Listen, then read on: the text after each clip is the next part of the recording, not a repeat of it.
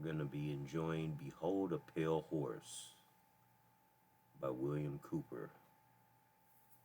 You know, the government killed him. I guess they figured he was talking too much.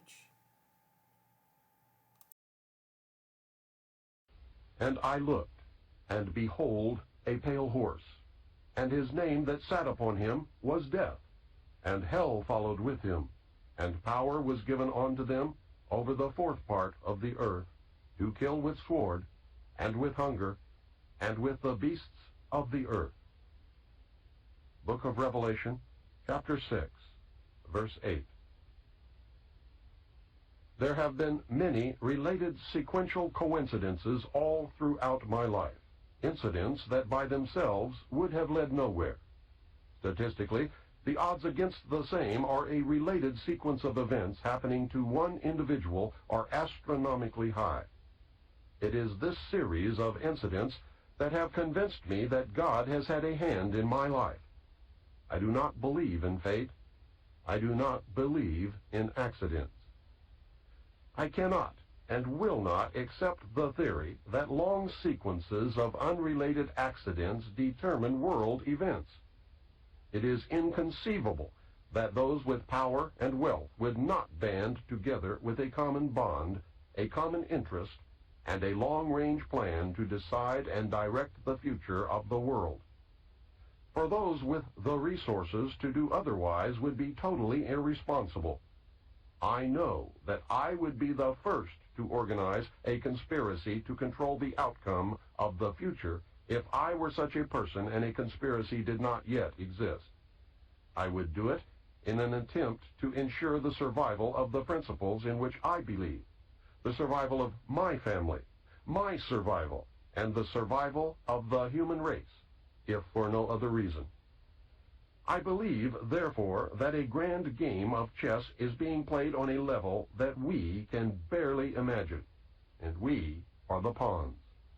Pawns are valuable only under certain circumstances, and are frequently sacrificed to gain an advantage. Anyone who has studied military strategy is familiar with the concept of sacrifice. Those who have seriously studied history have probably discovered the real reason we go to war on a regularly scheduled basis. My research has shown at this point that the future laid out for us may be just about impossible to change. I do not agree with the means by which the powerful few have chosen for us to reach the end. I do not agree that the end is where we should end at all. But unless we can wake the people from their sleep, nothing short of civil war will stop the planned outcome. I base that statement not on defeatism, but on the apathy of the majority of the American people. 25 years ago, I would have believed otherwise, but 25 years ago, I was also sound asleep. We have been taught lies. Reality is not at all what we perceive it to be. We cannot survive any longer by hanging on to the falsehoods of the past. Reality must be discerned at all costs if we are to be a part of the future. Truth must prevail in all instances, no matter who it hurts or helps, if we are to continue to live upon this earth. At this point, what we want may no longer matter. It is what we must do to ensure our survival that counts. The old way is in the certain process of destruction, and a new world order is beating down the door. I fear for the little ones, the innocents, who are already paying for our mistakes. There exists a great army of occupationally orphaned children. They are attending government-controlled daycare centers. There are latchkey kids who are running wild in the streets, and the lopsided, emotionally wounded children of single welfare mothers, born only for the sake of more money in the monthly check. Open your eyes and look at them, for they are the future. In them I see the sure and certain destruction of this once proud nation. In their vacant eyes, I see the death of freedom. They carry with them a great emptiness, and someone will surely pay a great price for their suffering. If we do not act in concert with each other and ensure that the future becomes what we need it to be, then we will surely deserve whatever fate awaits us. I believe with all my heart that God put me in places and in positions throughout my life so that I would be able to deliver this warning to His people.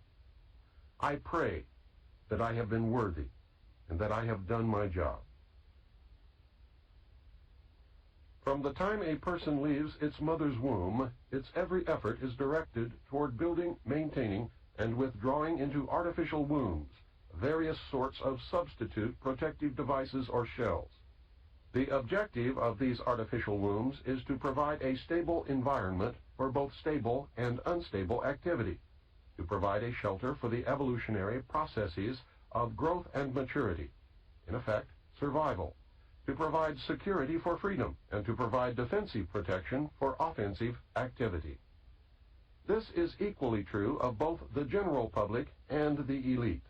However, there is a definite difference in the way each of these classes go about the solution of problems. The primary reason why the individual citizens of a country create a political structure is a subconscious wish or desire to perpetuate their own dependency relationship of childhood. Simply put, they want a human God to eliminate all risk from their life, pat them on the head, kiss their bruises, put a chicken on every dinner table, clothe their bodies, tuck them into bed at night, and tell them that everything will be all right when they wake up in the morning. This public demand is incredible, so the human God, the politician, meets incredibility with incredibility by promising the world and delivering nothing. So who is the bigger liar, the public or the Godfather? This public behavior is surrender born of fear, laziness, and expediency. It is the basis of the welfare state as a strategic weapon, useful against a disgusting public. Most people want to be able to subdue and or kill other human beings which disturb their daily lives, but they do not want to have to cope with the moral and religious issues which such an overt act on their part might raise. Therefore, they assign the dirty work to others, including their own children, so as to keep the blood off their own hands. They rave about the humane treatment of animals and then sit down to a delicious hamburger from a whitewashed slaughterhouse down the street and out of sight. But even more hypocritical, they pay taxes to finance a professional association of hitmen, collectively called politicians, and then complain about corruption in government. Again, most people want to be free to do things, but they are afraid to fail. The fear of failure is manifested in irresponsibility, and especially in delegating those personal responsibilities to others where success is uncertain or carries possible or created liabilities which the person is not prepared to accept.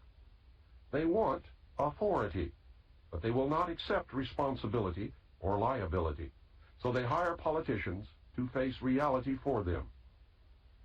The people hire the politicians so that the people can, 1, obtain security without managing it, 2, obtain action without thinking about it, 3, inflict theft, injury, and death upon others without having to contemplate either life or death, 4, avoid responsibility for their own intentions, 5, obtain the benefits of reality and science without exerting themselves in the discipline of facing or learning either of these things. They give the politicians the power to create and manage a war machine to, 1, provide for the survival of the nation womb, 2, prevent encroachment of anything upon the nation womb, 3, destroy the enemy who threatens the nation womb, 4, destroy those citizens of their own country who do not conform for the sake of stability of the nation womb. Politicians hold many quasi-military jobs, the lowest being the police, which are soldiers, the attorneys, and the CPAs next, who are spies and saboteurs. and the judges who shout the orders and run the closed Union military shop for whatever the market will bear. The generals are industrialists. The presidential level of commander-in-chief is shared by the international bankers. The people know that they have created this farce and financed it with their own taxes, but they would rather knuckle under than be the hypocrite. Thus, a nation becomes divided into two very distinct parts, a docile subnation and a political subnation. The political subnation remains attached to the docile subnation, tolerates it, and leaches its substance until it grows strong enough to detach itself and then devour its parent. Human beings are machines, levers which may be grasped and turned, and there is little real difference between automating a society and automating a shoe factory. Factor 1. As in every social system approach, stability is achieved only by understanding and accounting for human nature. A failure to do so can be, and usually is, disastrous. As in other human social schemes, one form or another of intimidation or incentive is essential to the success of the draft. Physical principles of action and reaction must be applied to both internal and external subsystems. To secure the draft, individual brainwashing, programming, and both the family unit and the peer group must be engaged and brought under control. Factor 2. Father. The man of the household must be housebroken to ensure that Junior will grow up with the right social training and attitudes. The advertising media, etc., are engaged to see to it that father-to-be is compliant before or by the time he is married. He is taught that he either conforms to the social notch cut out for him or his sex life will be hobbled and his tender companionship will be zero. He is made to see that women demand security more than logical, principled, or honorable behavior. By the time his son must go to war, father, with jelly for a backbone, will slam a gun into Junior's hand before father will risk the censure of his peers or make a hypocrite of himself by crossing the investment he has in his own personal opinion or self-esteem. Junior will go to war, or father will be embarrassed. So Junior will go to war, the true purpose notwithstanding. Factor 3. Mother. The female element of human society is ruled by emotion first and logic second. In the battle between logic and imagination, imagination always wins. Fantasy prevails. Maternal instinct dominates, so that the child comes first and the future comes second. A woman with a newborn baby is too starry-eyed to see a wealthy man's cannon fodder or a cheap source of slave labor. A woman must, however, be conditioned to accept the transition to reality when it comes, or sooner. As the transition becomes more difficult to manage, the family unit must be carefully disintegrated, and state-controlled public education and state-operated child care centers must become more common and legally enforced so as to begin the detachment of the child from the mother and father at an earlier age. Inoculation of behavioral drugs can speed the transition for the child. Factor 4. Junior. The emotional pressure for self-preservation during the time of war and the self-serving attitude of the common herd that have an option to avoid the battlefield is all of the pressure finally necessary to propel Johnny off to war. Their quiet blackmailings of him are the threats: no sacrifice, no friends, no glory, no girlfriend. Factor 5. Sister. And what about Junior's sister? She is given all the good things of life by her father and taught to expect the same from her future husband regardless of the price. Factor 6. Cattle. Those who will not use their brains are no better off than those who have no brains. And so this mindless school of jellyfish, father, mother, son, and daughter, become useful beasts of burden or trainers of the same. So now you know. You can see every step that the elite have taken in their war to control this once great nation. You can see the steps that will be taken in the future. You can no longer pretend innocence. Your denial of the conspiracy will fall on deaf ears. This tape is part of the education that will give Americans the weapons needed in the coming months and years of hardship as the New World Order struggles to be born. Truths cannot be negated or shrugged away. The message is this: you must accept that you have been cattle and the ultimate consequence of being cattle, which is slavery, or you must prepare to fight and, if necessary, die to preserve your God-given right to freedom. History is replete with whispers of secret societies, accounts of elders or priests who guarded the forbidden knowledge of ancient peoples, prominent men meeting in secret who directed the course of civilization are recorded in the writings of all people. The oldest is the Brotherhood of the Snake, also called the Brotherhood of the Dragon, and it still exists under many different names. The Brotherhood of the Snake is devoted to guarding the secrets of the ages and to the recognition of Lucifer as the one and only true God. If you do not believe in God, Lucifer, or Satan, you must understand that there are great masses of people who do. I do not believe in racism, but millions do, and their beliefs and actions based upon those beliefs will affect me. It is clear that religion has always played a significant role in the course of these organizations. Communication with a higher source, often divine, is a familiar claim in all but a few. The secrets of these groups are thought to be so profound that only a chosen, well-educated few are able to understand and use them.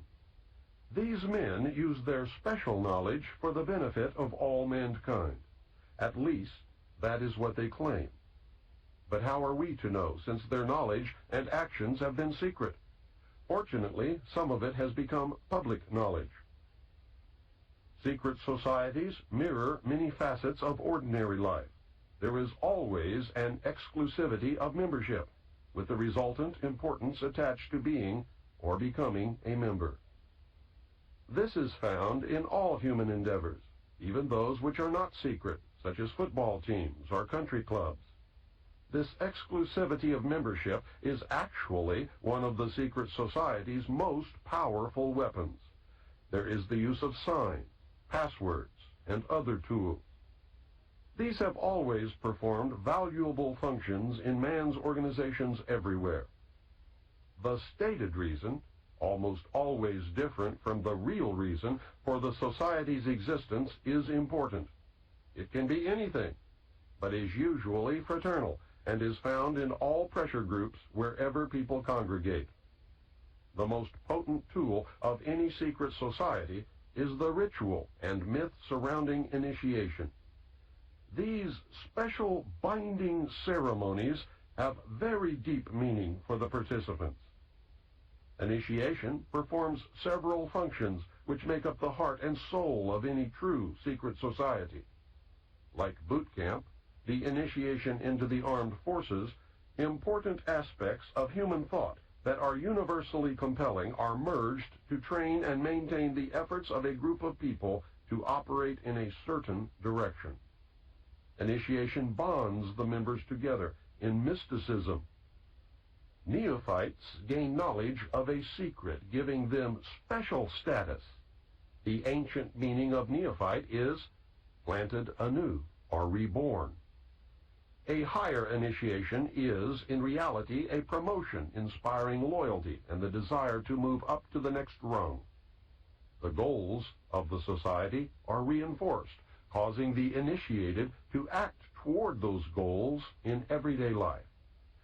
That brings about a change in the political and social action of the member. The change is always in the best interest of the goals of the leaders of the secret society. The leaders are called adepts. This can best be illustrated by the soldier trained to follow orders without thinking. The result is often the wounding or death of the soldier for the realization of the commander's goal, which may or may not be good for the overall community.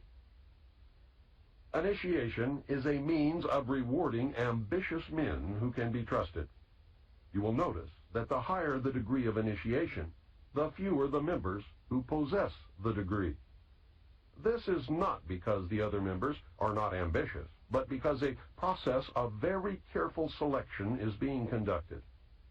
A point is reached where no effort is good enough without a pull up by the higher members.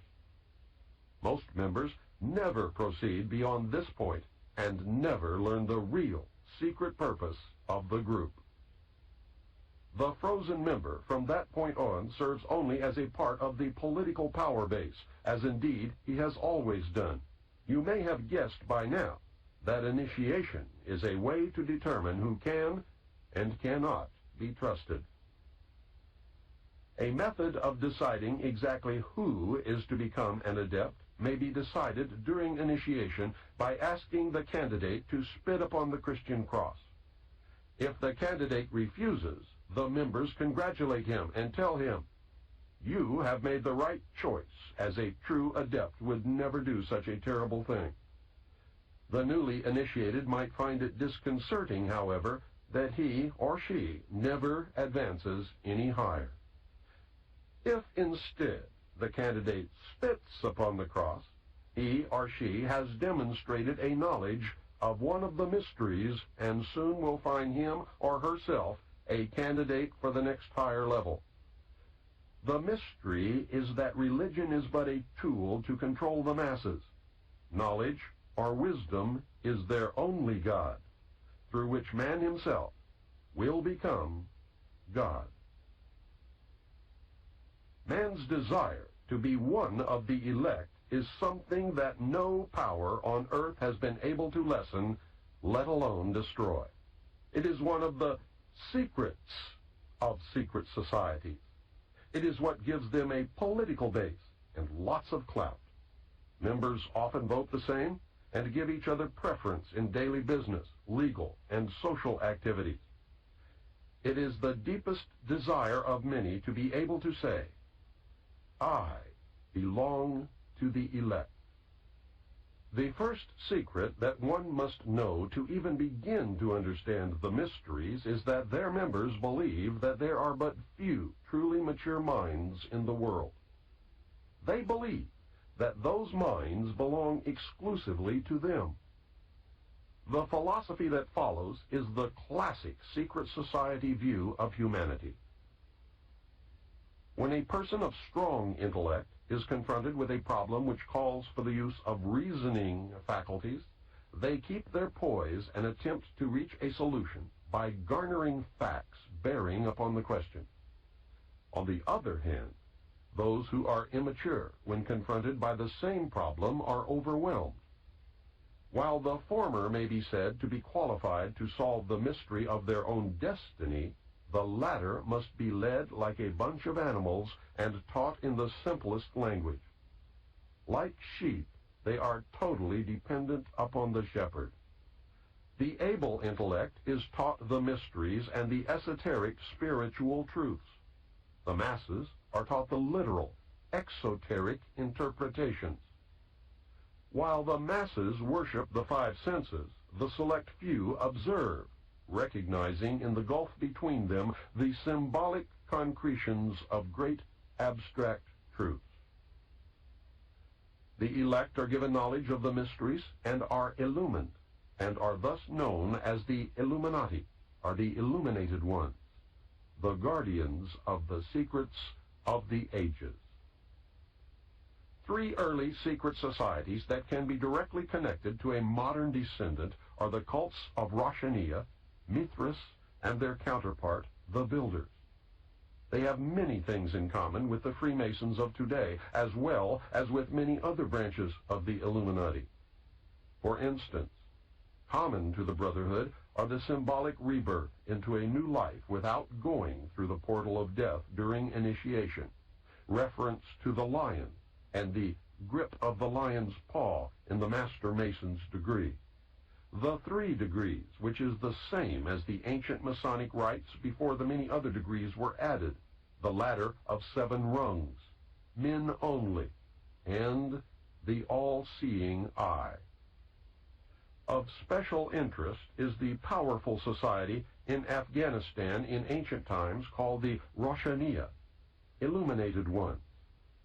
There are actually references to this mystical cult going back through history to the House of Wisdom at Cairo. The major tenets of this cult were the abolition of private property, the elimination of religion, the elimination of nation-states, the belief that illumination emanated from the Supreme Being who desired a class of perfect men and women to carry out the organization and direction of the world. Belief in a plan to reshape the social system of the world by first taking control of individual countries one by one, and the belief that after reaching the 4th degree, one could communicate directly with the unknown supervisors who had imparted knowledge to initiates throughout the ages. Wise men will again recognize the Brotherhood. Can you hear the echo of the Nazi Party, the Communist Party, the extreme right and the extreme left? The important fact to remember is that the leaders of both the right and the left are a small hard core of men who have been and still are Illuminists or members of the Brotherhood. They may have been or may be members of the Christian or Jewish religions, but that is only to further their own ends. They are, and always have been, Luciferian and internationalist. They give allegiance to no particular nation, although they have used, on occasion, nationalism to further their causes. Their only concern is to gain greater economic and political power. The ultimate objective of the leaders of both groups is identical. They are determined to win for themselves undisputed control of the wealth, natural resources, and manpower of the entire planet. They intend to turn the world into their conception of a Luciferian totalitarian socialist state. In the process, they will eliminate all Christians, Jews, and atheists. You have just learned one, but only one, of the great mysteries. I hope to show that most modern secret societies, and especially those that practice degrees of initiation, and that is the key, are really one society with one purpose. You may call them whatever you wish: the Order of the Quest, the Jason Society, the Roshaniya, the Kabbalah, the Knights Templar, the Knights of Malta, the Knights of Columbus, the Jesuits, the Masons, the ancient and mystical order of Rosicruci, the Illuminati, the Nazi Party, the Communist Party, the executive members of the Council on Foreign Relations, the Group, the Brotherhood of the Dragon, the Rosicrucians, the Royal Institute of International Affairs, the Trilateral Commission, the Bilderberg Group, the Open Friendly Secret Society of the Vatican, the Russell Trust, the Skull and Bones, the Scroll and Key, the Order. They are all the same, and all work toward the same ultimate goal: a new world order. Many of them, however, disagree on exactly who will rule this new world order, and that is what causes them to sometimes pull in opposite directions while nevertheless proceeding toward the same goal. The Trilateral Commission is an elite group of some 300 very prominent business, political, and intellectual decision-makers of Western Europe, North America, and Japan. This enterprise is a private agency that works to build up political and economic cooperation among the 3 regions. Its grand design, which it no longer hides, is a new world order. A key to the danger presented by the Trilateral Commission is its seminal piece, written for them by Harvard professor Samuel P. Huntington in the mid-70s. In the paper, Professor Huntington recommended that democracy and economic development be discarded as outdated ideas. He wrote the following as co-author of the book Crises in Democracy. We have come to recognize that there are potential desirable limits to economic growth. There are also potentially desirable limits to the indefinite extension of political democracy. A government which lacks authority will have little ability short of cataclysmic crises to impose on its people the sacrifices which may be necessary. Look at the Council on Foreign Relations. Many members, in fact the majority, never serve on the executive committees. They never go through any initiation of any kind. They are, in fact, the power base and are used to gain a consensus of opinion. The majority are not really members, but are made to feel as if they are. In reality, they are being used and are unwilling or unable to understand. The Executive Committee is an inner core of intimate associates, members of a secret society called the Order of the Quest, also known as the Jason Society, devoted to a common purpose. The members are an outer circle on whom the inner core acts by personal persuasion, patronage, and social pressure. That is how they bought Henry Kissinger. Rockefeller gave Kissinger a grant of $50,000 in the early 50s, a fortune in those days, and made dear old Henry a member of the CFR. Anyone in the outer circle who does not toe the mark is summarily expelled, and the lesson is not lost on those who remain. Do you remember the human desire to be a member of the elect? That is the principle at work. The Council on Foreign Relations has been the foremost flank of America's foreign policy establishment for more than half a century. The Council on Foreign Relations is a private organization of business executives, scholars, and political leaders that studies global problems and plays a key role in developing United States foreign policy. The CFR is one of the most powerful semi-official groups concerned with America's role in international affairs. It is controlled by an elect group of men recruited from the Skull and Bones and the Scroll and Key societies of Harvard and Yale, which are both chapters of a secret branch of the Illuminati known as Chapter 322 of the Order. The members of the Order make up the Executive Committee of the Council on Foreign Relations after undergoing initiation into the Order of the Quest, also known as the Jason Society. The Council on Foreign Relations is an offshoot sister organization to the British Royal Institute of International Affairs. Their goal is a new world order. Although it existed as a dinner club in New York, it did not take on its present power until 1921, when it merged with the Royal Institute of International Affairs and received its financial base from J.P. Morgan, the Carnegie Endowment, the Rockefeller family, and other Wall Street banking interests. The Council on Foreign Relations controls our government. Through the years, its members have infiltrated the entire executive branch, State Department, Justice Department, Central Intelligence Agency, and the top ranks of the military. Every director of the Central Intelligence Agency has been a member of the CFR. Most presidents since Roosevelt have been members. The members of the CFR dominate ownership of the press, and most, if not all, of America's top journalists are members. The CFR does not conform to government policy. The government conforms to CFR policy.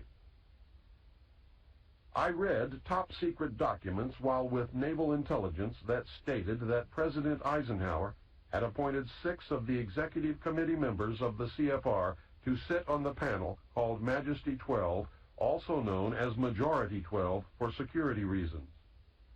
Majesty 12 is the secret group that is supposed to control extraterrestrial information and projects.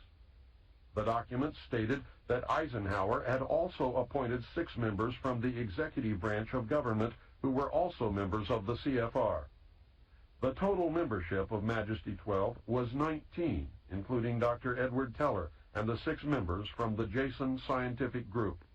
Again, whether this is true or disinformation depends solely upon the existence of aliens. The CFR is a secret society in that it forbids the taking of notes or the publishing of minutes of its meetings.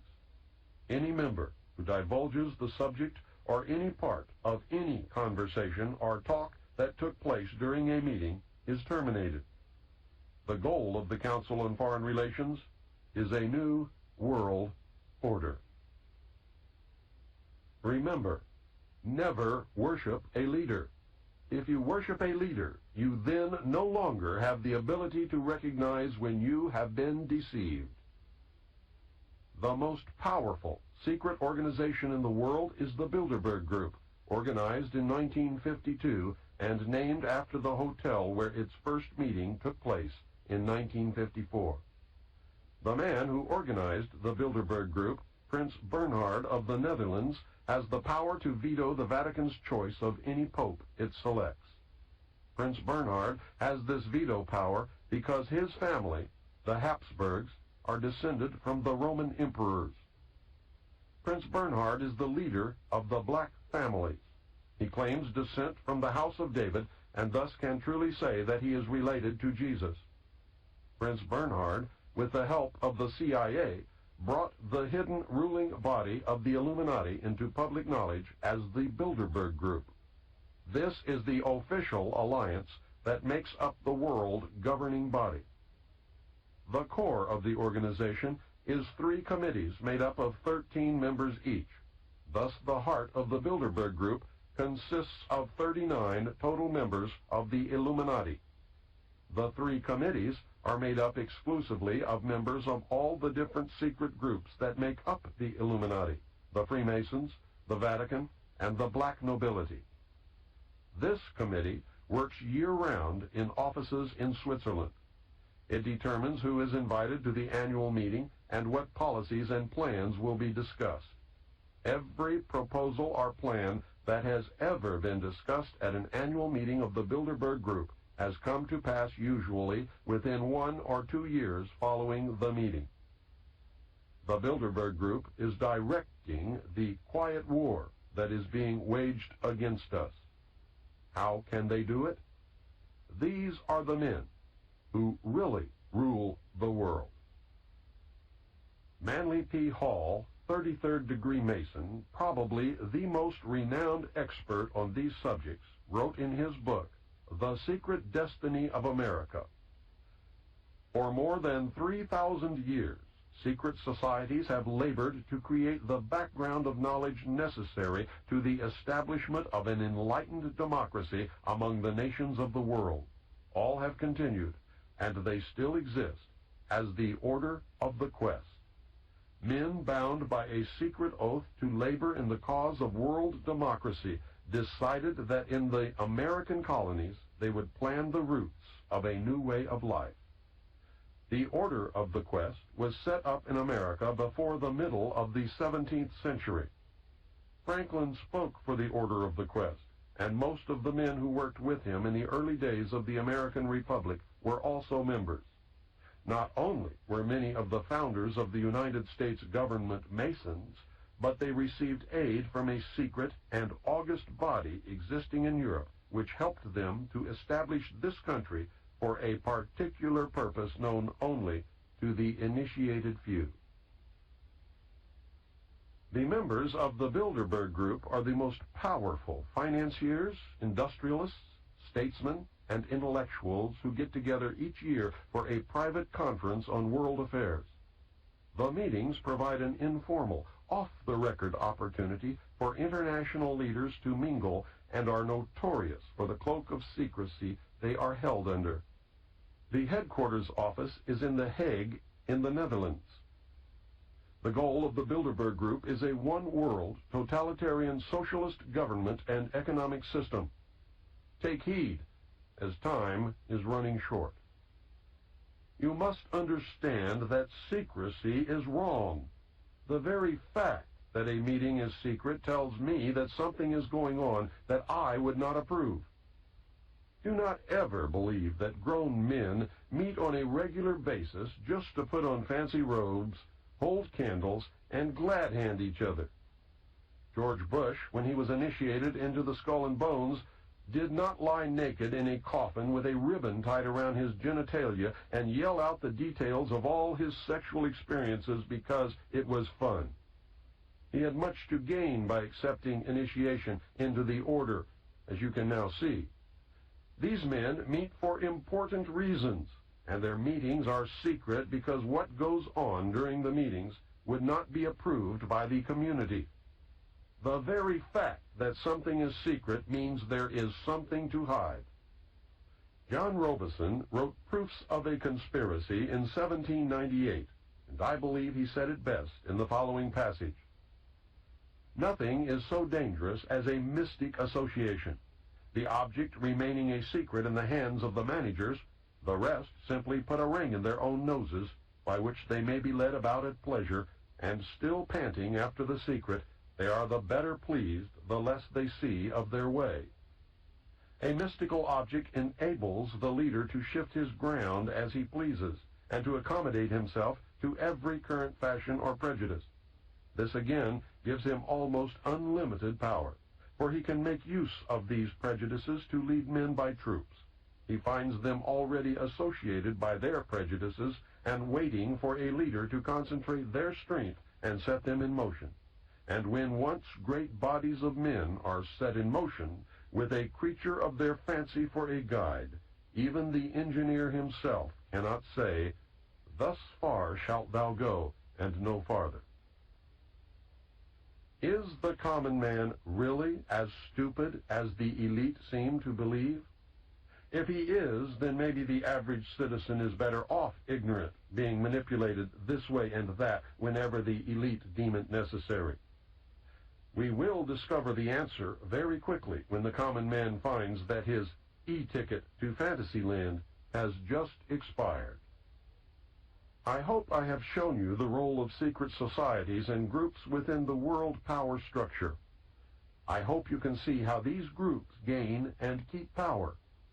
You should have some understanding of how, operating in secrecy and infiltrating every level of government and vital industry, including the press, the elect manipulate the people and nations of the world toward any direction desired. I hope you caught on to the fact that the secret power structure is toward a totalitarian socialist state or fascism. It is not the Nazis, as they were a product of this power structure. It is not the Jews, although some very wealthy Jews are involved. It is not the communists, as they fit the same category as the Nazis. It is not the bankers, but they do play an important role. I also hope that you are beginning to look inside yourself to see if their reality fits. Are you getting the message? This is the end of side 1. Please fast forward the cassette to the end and turn over to play side 2.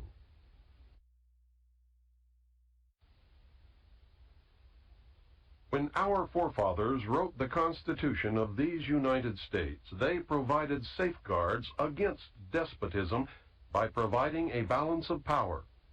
The Constitution was set up to provide clear divisions of legislative, judicial, and executive powers.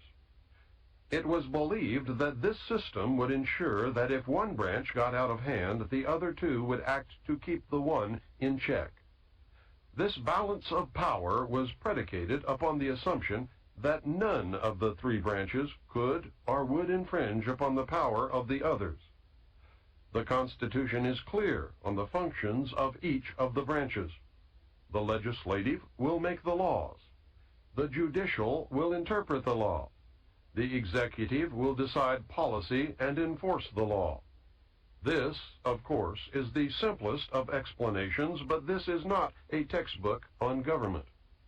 My intent is to acquaint you with simple basics of the balance of power so that you can then understand how, it has been subverted.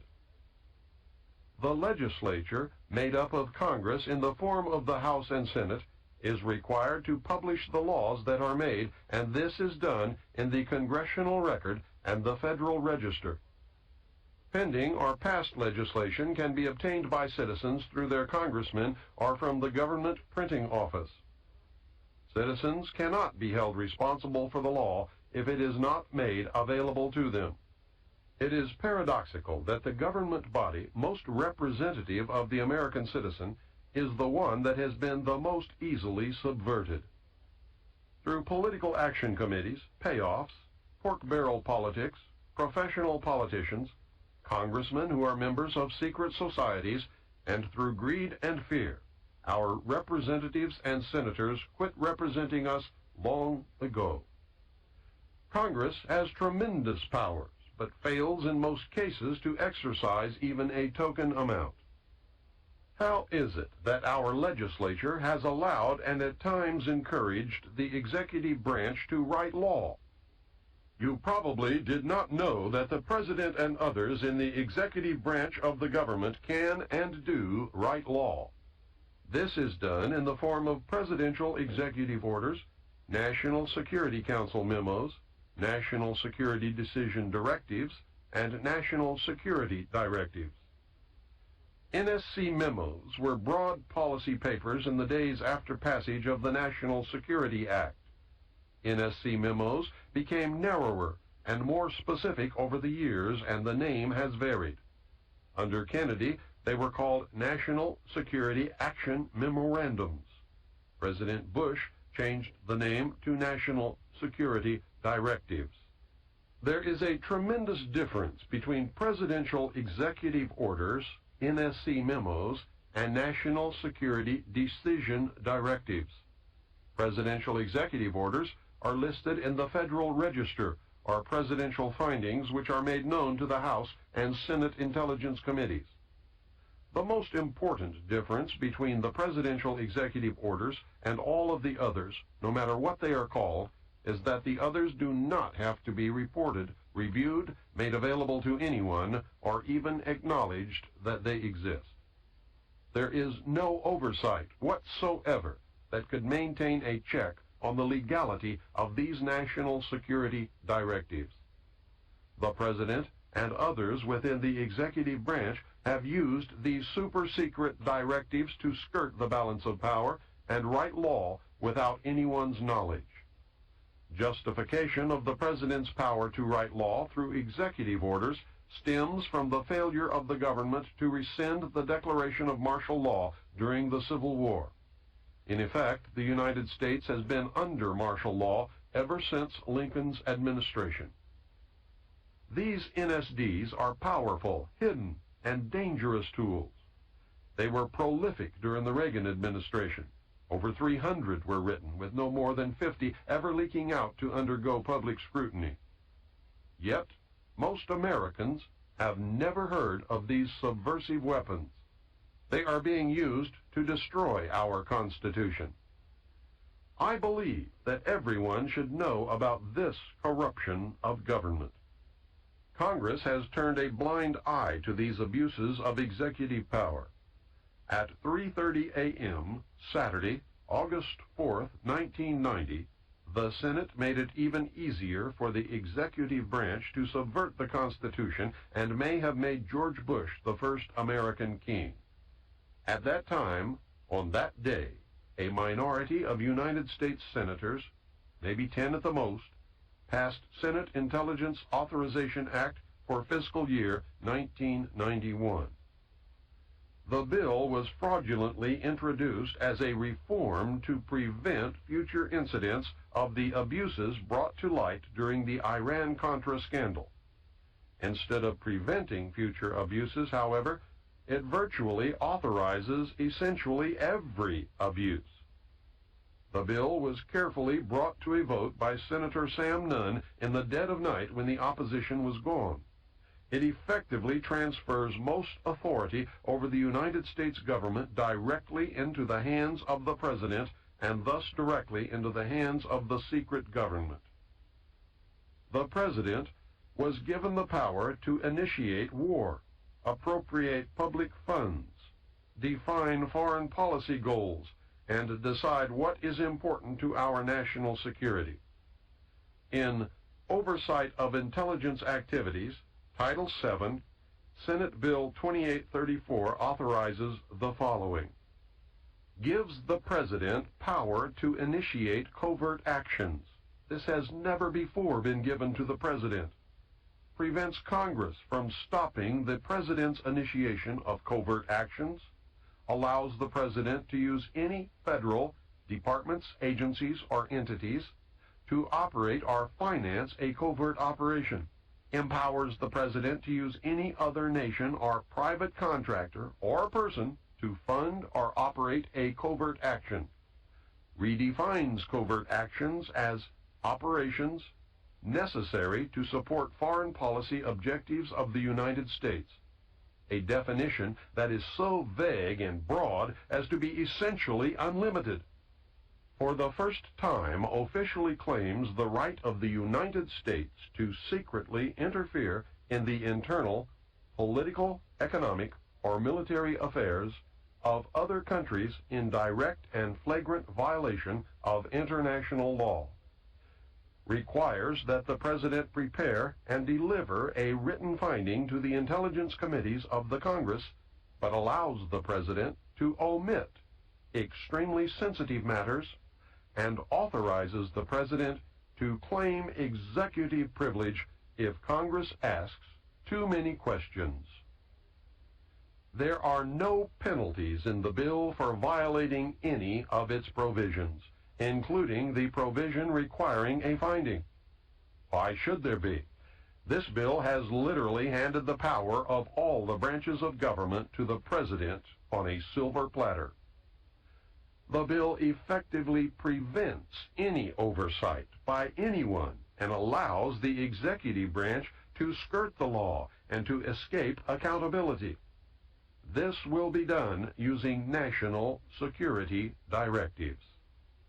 Either National Security Decision Directive 138 or a subsequent NSD directive on terrorism authorized the training of 3 Lebanese units for preemptive strikes. When problems arose, Director of Central Intelligence William Casey took that operation off the books and enlisted Saudi Arabian help in an attempt to assassinate the head of Hezbollah.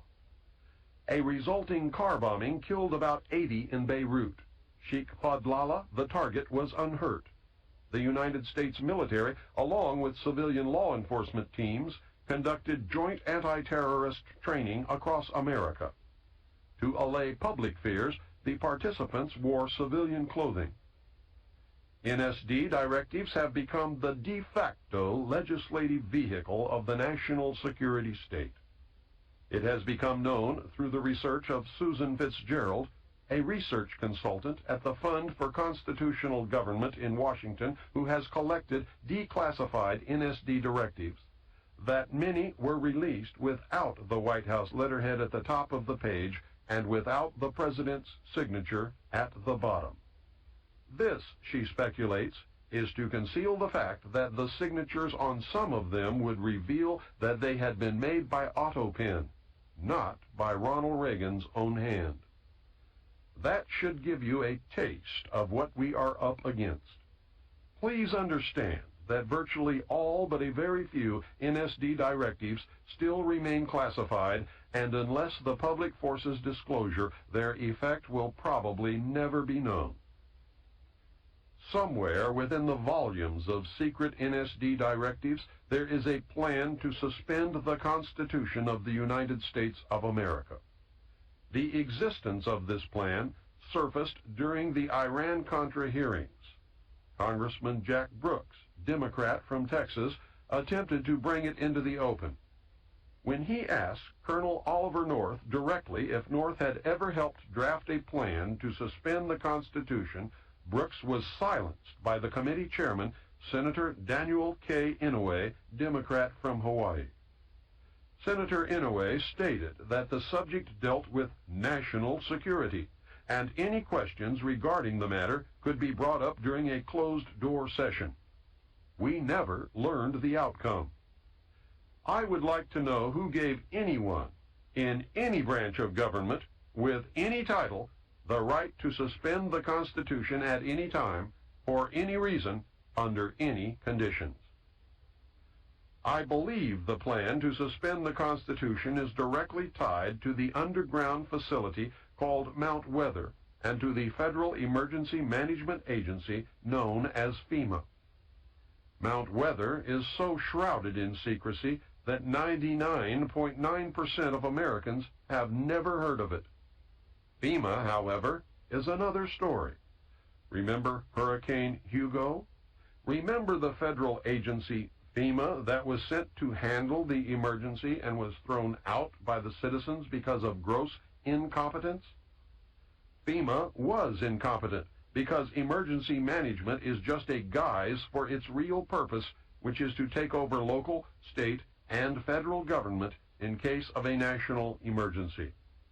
The only way FEMA could do such a thing is if the Constitution were suspended and martial law were to be declared. Therefore, its very existence is proof positive that a plan to suspend the Constitution does, in fact, exist. Just outside of a sleepy little town called Bluemont, Virginia, about 46 miles west of Washington, D.C., is an area of wilderness covering what has been called the toughest granite rock in the eastern United States. The area is surrounded by signs marked Restricted Area, and this installation has been declared a restricted area. Unauthorized entry is prohibited.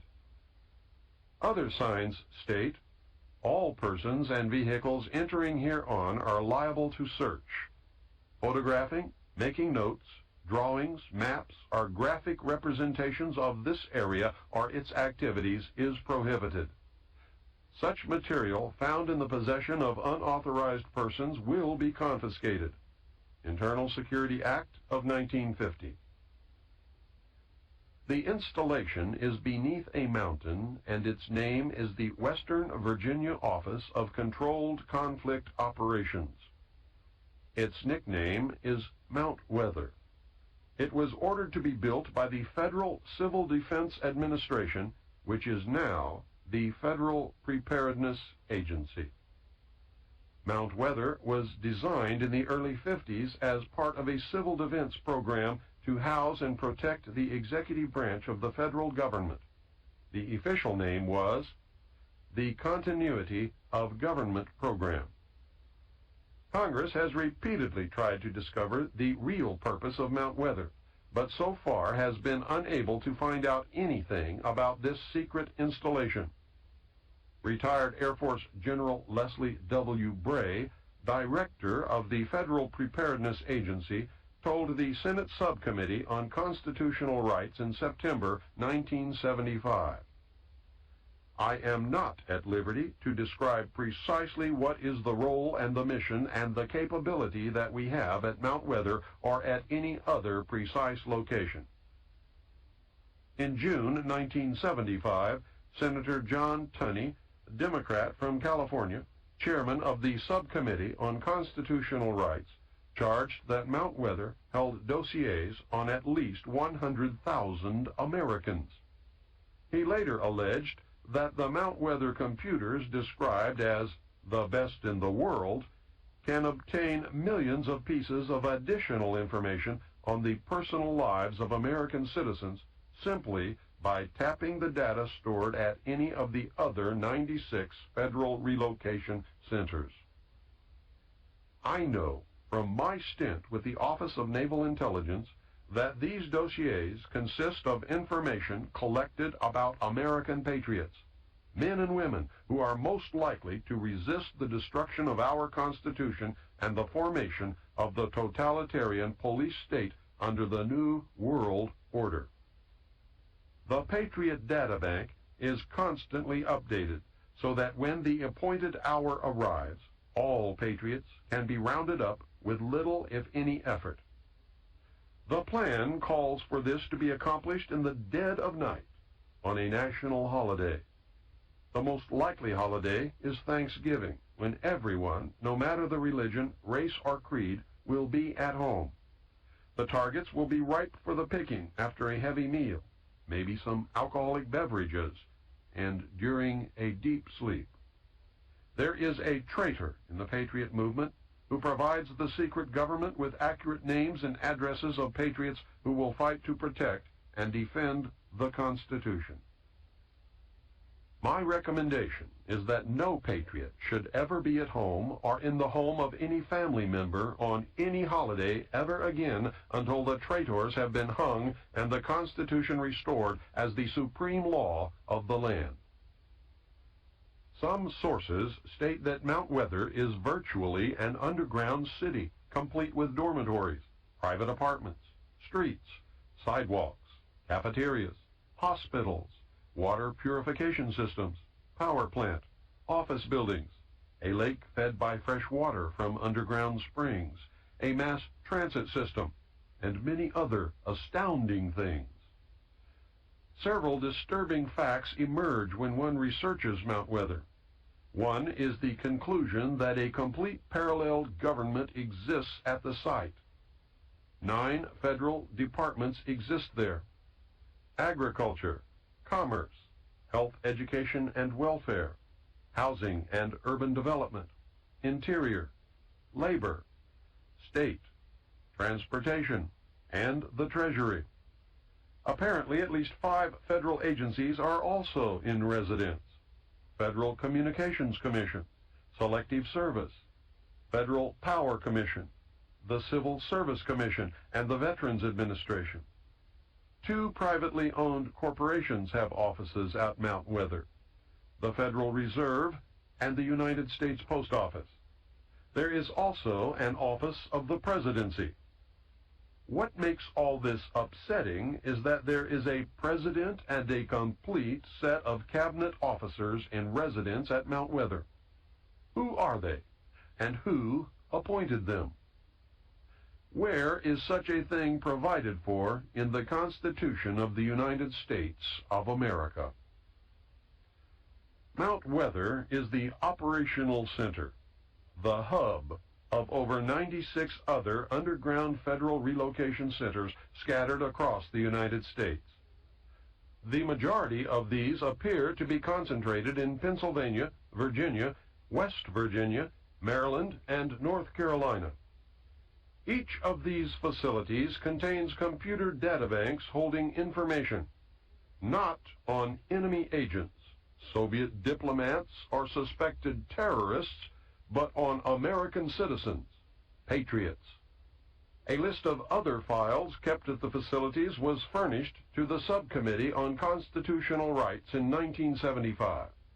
The list included military installations, government facilities, communications, transportation, energy and power, agriculture, manufacturing, wholesale and retail services, manpower, financial, medical and educational institutions, sanitary facilities, population, housing, shelter, and stockpiles.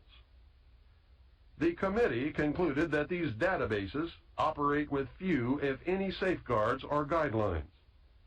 Senator James Borzek, Democrat from South Dakota, a member of the subcommittee, said, "I feel the entire operation has eluded the supervision of either Congress or the courts."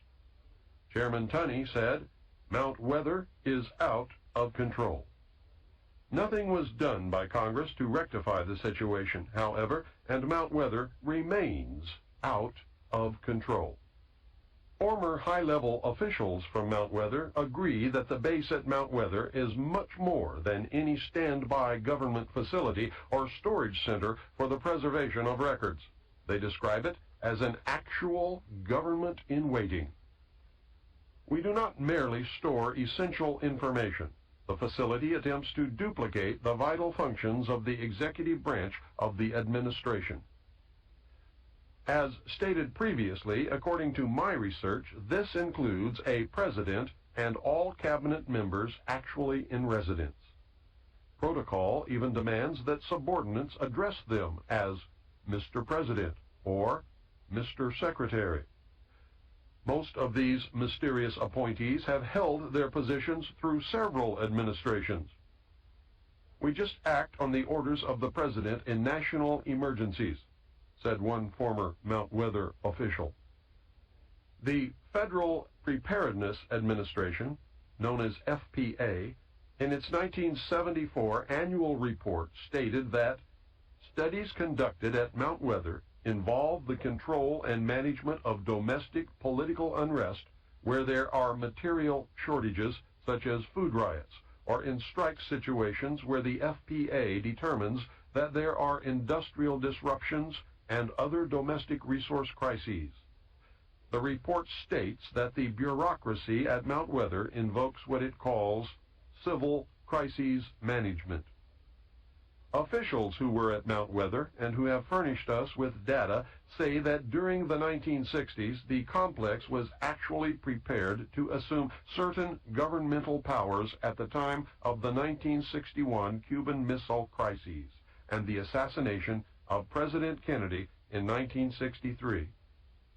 The source said that the installation used the tools of its Civil Crises Management program on a standby basis during the 1967 and 1968 urban riots and during a number of national anti-war demonstrations against the administration by the American people.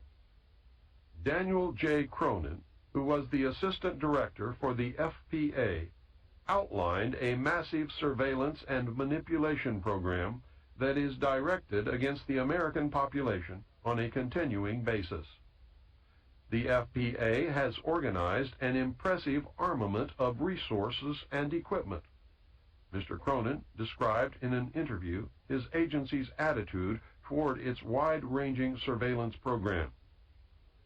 "We try to monitor situations," he said, "and get to them before they become emergencies. No expenses spared in the monitoring program."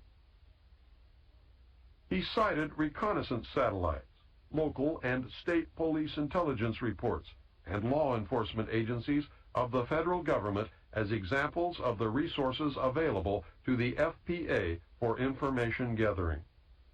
The only document that I was able to find that attempts to outline some of the statutory authority of Mount Weather is Executive Order 11490.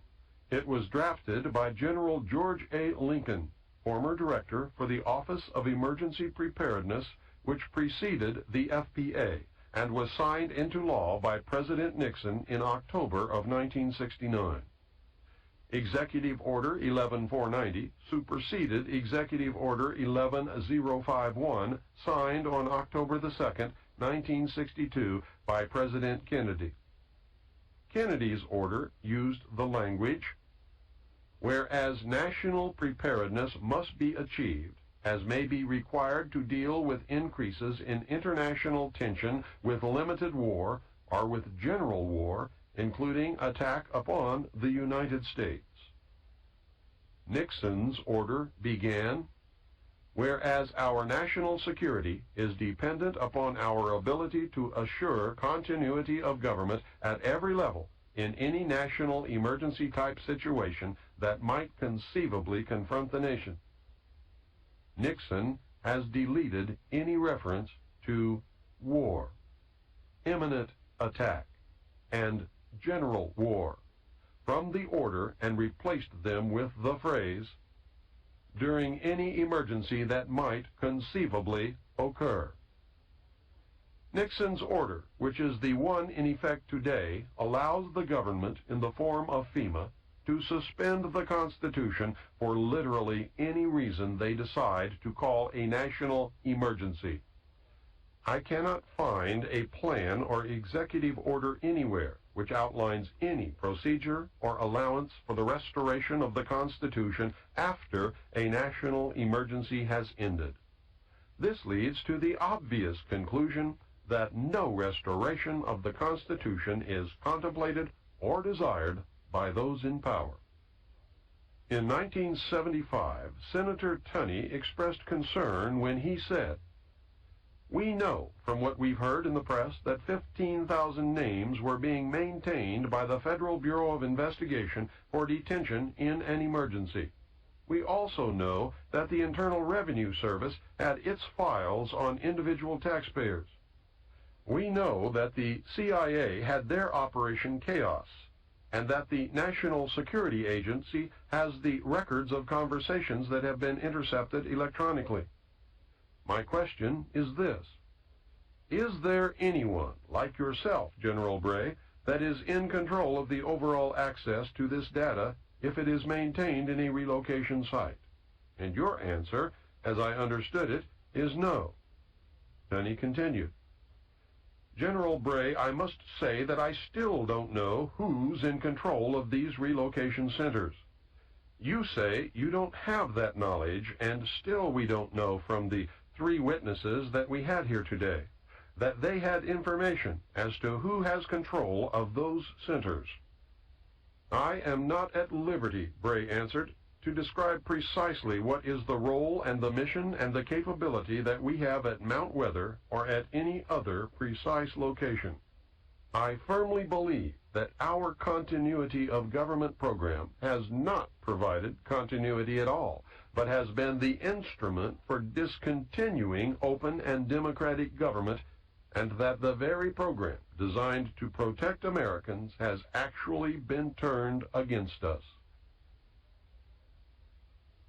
There's a guy by the name of Buster Horton. He's a member of FEMA, and he's a member of the interdepartmental unit which is empowered in the event of a national security emergency to become the unelected national government, a sort of FEMA secret government, so to speak. A pretext for invoking those emergency measures can be found almost daily in the newspapers. It can be anything from the suspension of debt payments by the high bureaus of American countries to mass runs on United States commercial banks. And that's an issue, by the way, that was being handled personally by the National Security Council and Brent Scowcroft. To food shortages, to the drug war. The whole bit, anything, any disaster emergency declared at all, even including the oil spill from the Exxon tanker in Alaska. If the president had declared a national emergency, that could have triggered it. Any instability in the Middle East. Anything, in fact. And they've already tested their capabilities in April 1984 with Rex 84A. And that was designed to test the readiness of the United States civilian and military agencies to respond to serious national security crises. Now, the executive order that will implement this, the Executive Order 11051, details responsibilities to the Office of Emergency Planning, or FEMA. It gives authorization to put all executive orders into effect in times of national emergency declared by the President, increased international tension, or economical or financial crises. Note that it covers domestic crises but does not even mention war or nuclear attack. Now, the only thing that has to happen for FEMA to be able to implement all the executive orders, emergency executive orders, is for the President to declare a national emergency of any type, as long as it's a national emergency. Executive Order 10995 provides for the takeover of the communications media.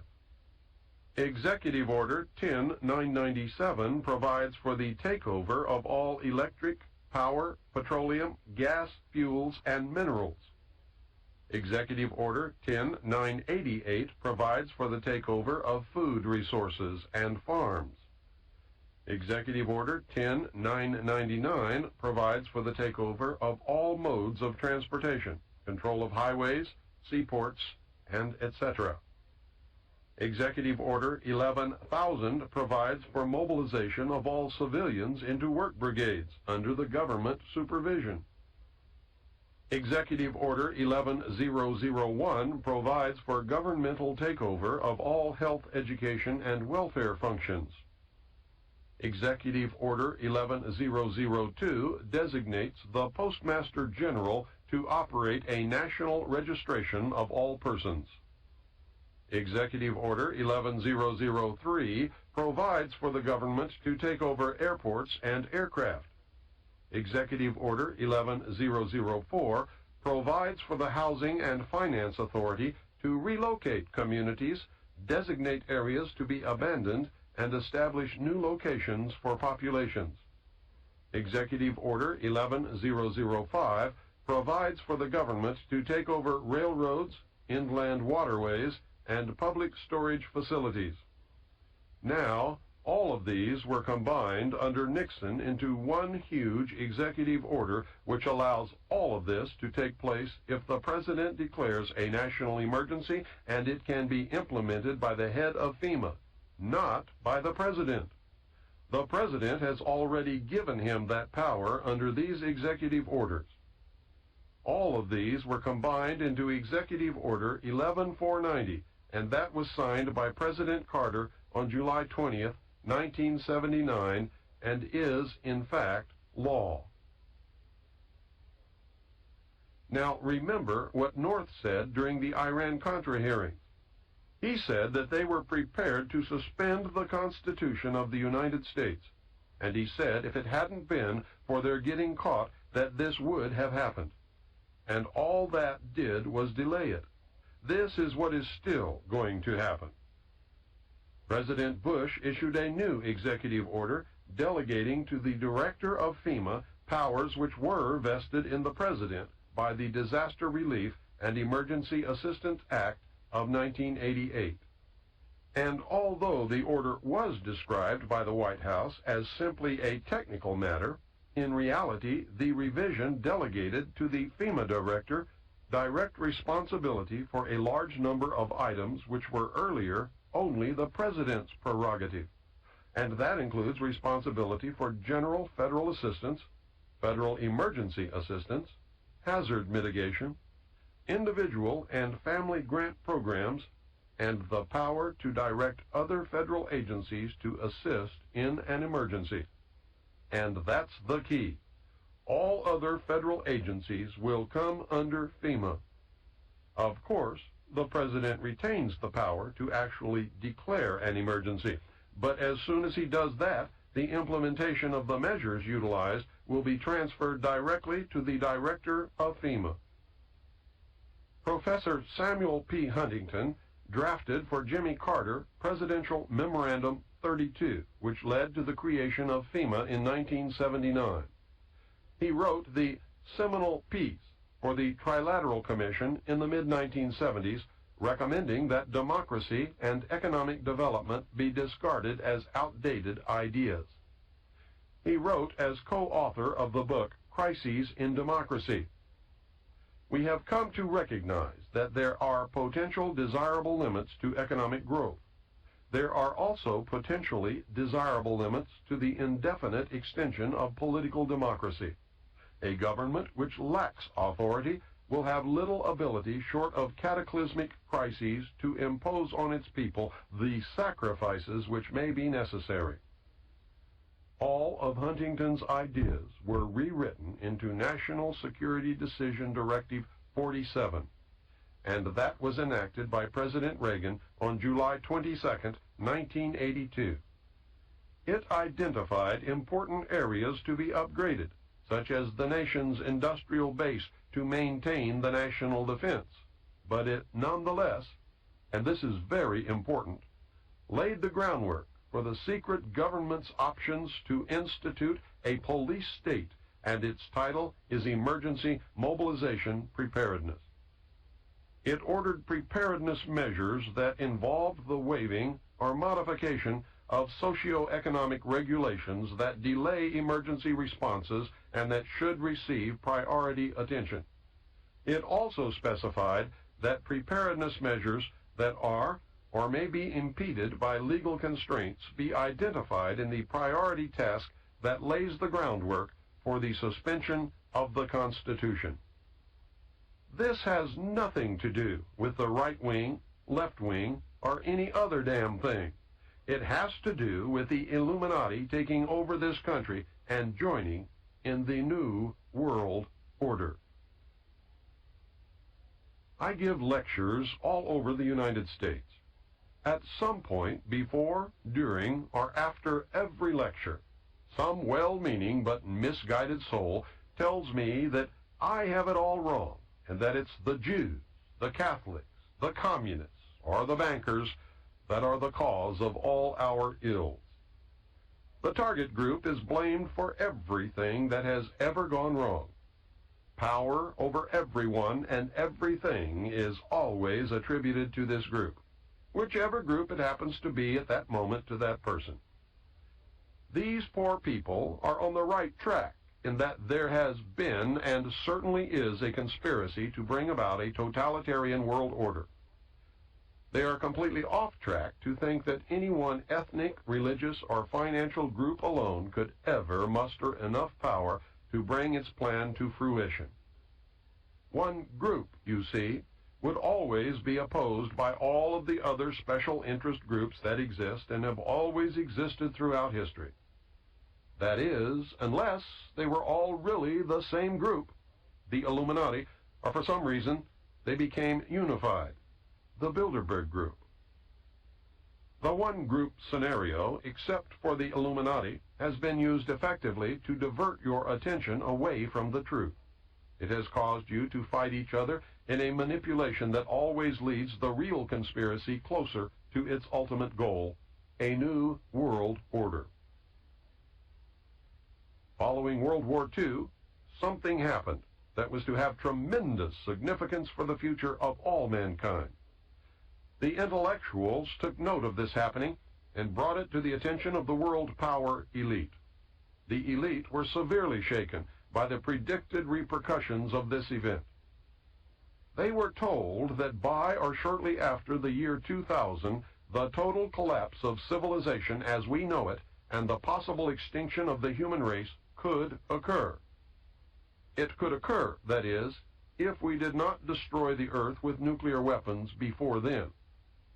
They were told that the only things that could stop these predicted events would be severe cutbacks of the human population, the cessation or retardation of technological and economic growth, the elimination of meat in the human diet, strict control of future human reproduction, a total commitment to preserving the environment, colonization of space, and a paradigm shift in the evolutionary consciousness of man.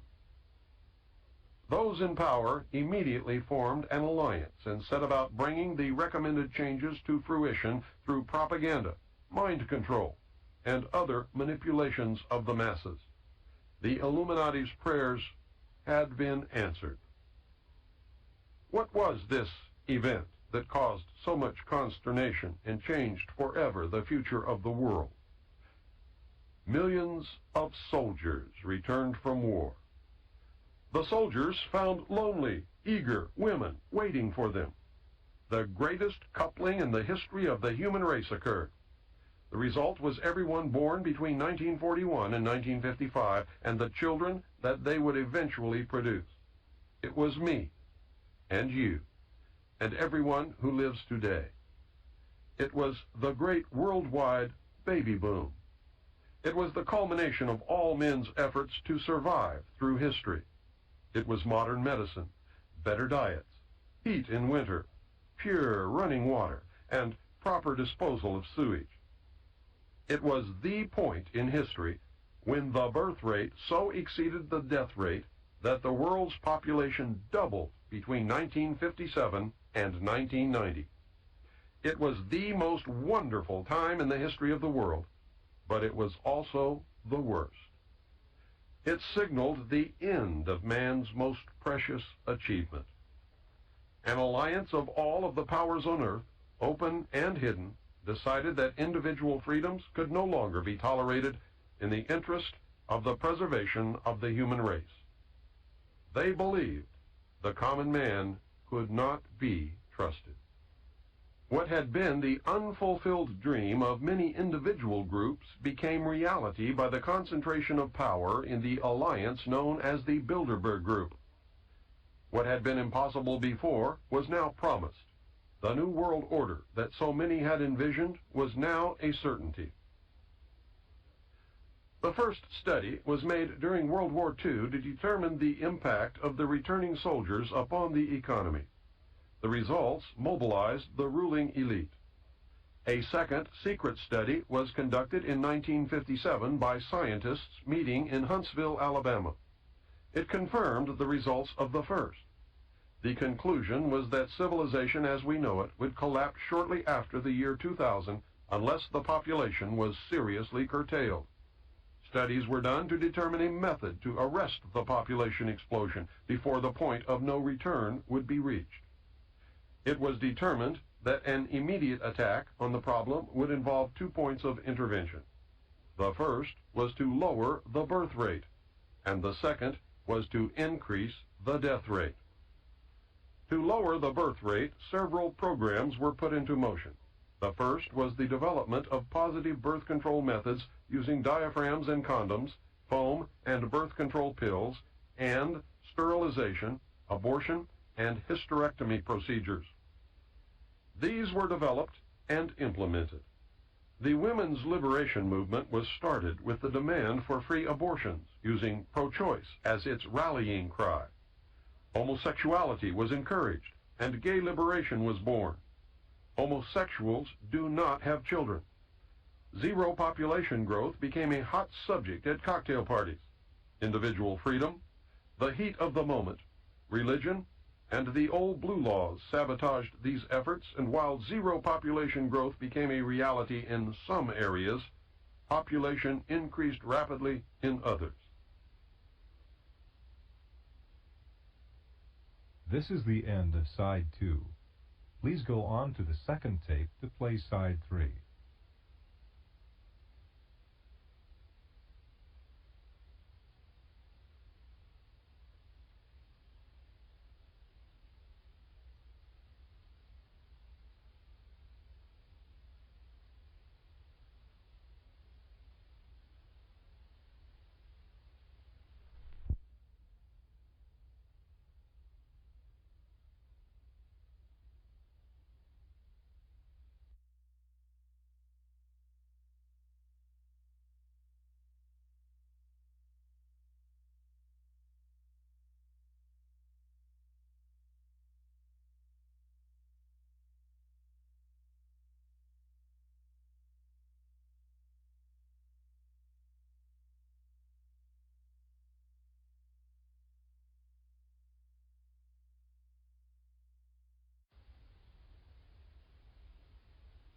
The only alternative left to the world's ruling elite was to increase the death rate. This was a difficult thing to do, as no one wanted to pick people out of a crowd and line them up for execution. Neither did they relish the possible consequences of an enraged public upon discovering that they were being systematically murdered.